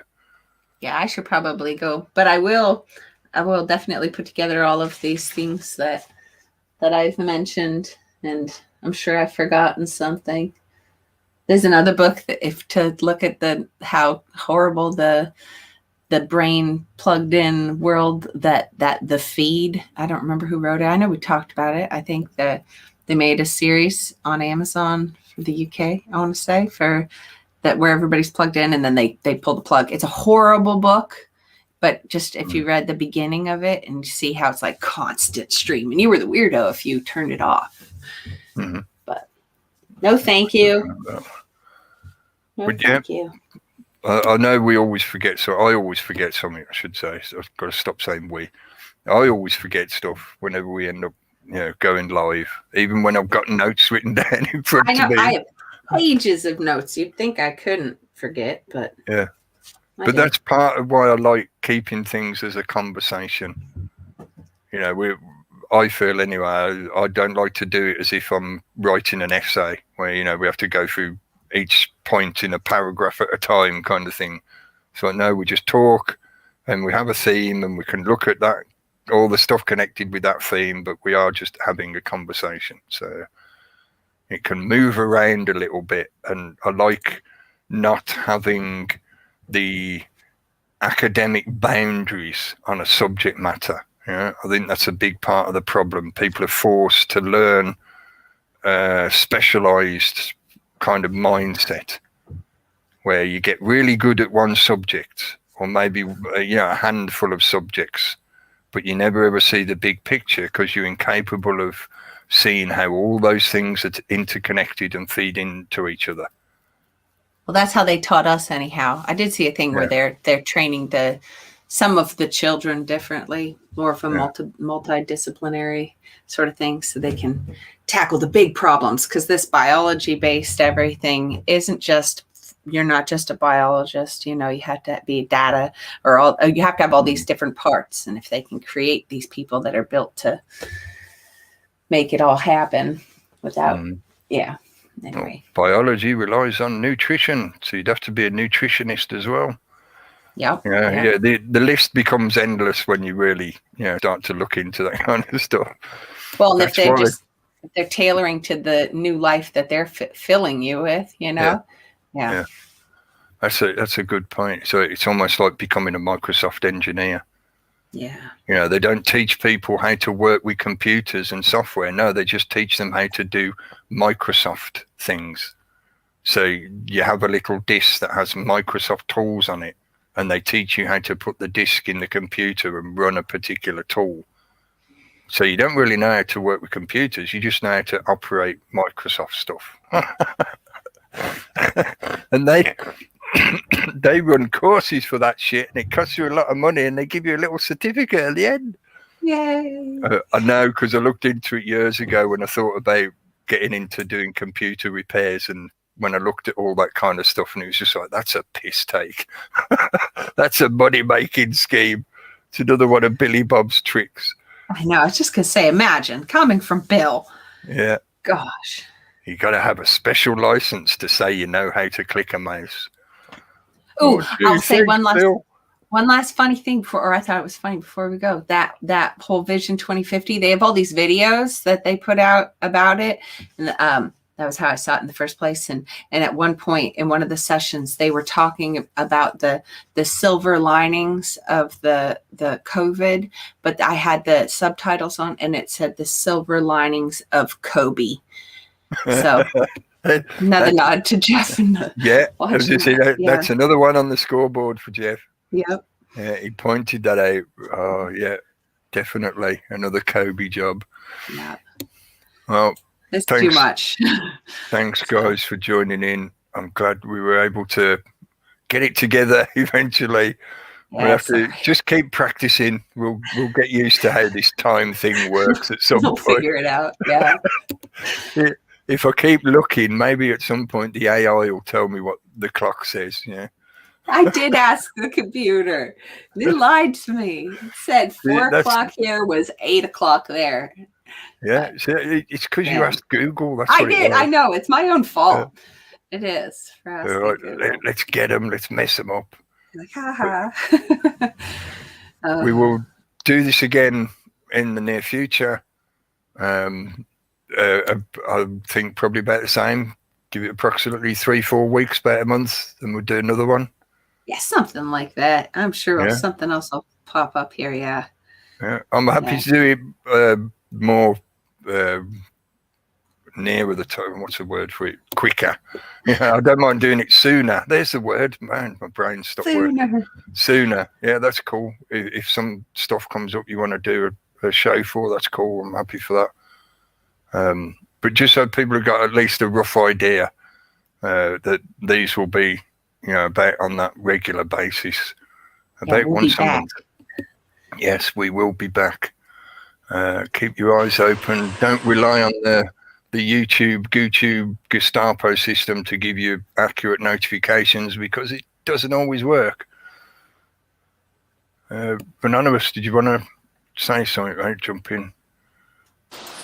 I just wanted to say that thanks for having me on, even though I came late, and it's been terrible. That's my fault. So I've had nothing but lag and stuff when I've been trying to talk. It's been throwing me off. It's like you guys respond super late. I'm like, what the hell's going on? Why are they not responding and talking over me and stuff? It's like, oh wait, I got a huge lag.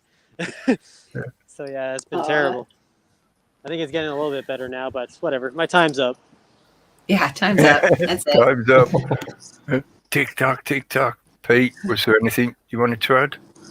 No. Thanks for people in the chat and people here. So. See you next time.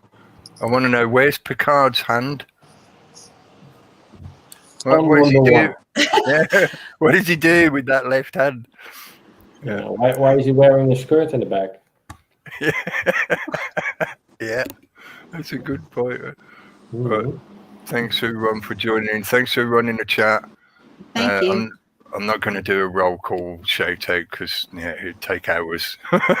But thank you, especially to all the usual suspects. Thanks for turning up. Thanks for joining the chat. Thanks, Taz, for putting links in. And to Big T for joining in and putting the links in. Thanks, guys. Yeah, we're all part of this conversation. So we will see you again soon. Take care. Don't believe the hype. Don't let them stick anything in you. Cheese. I'm going to click the button. Bye.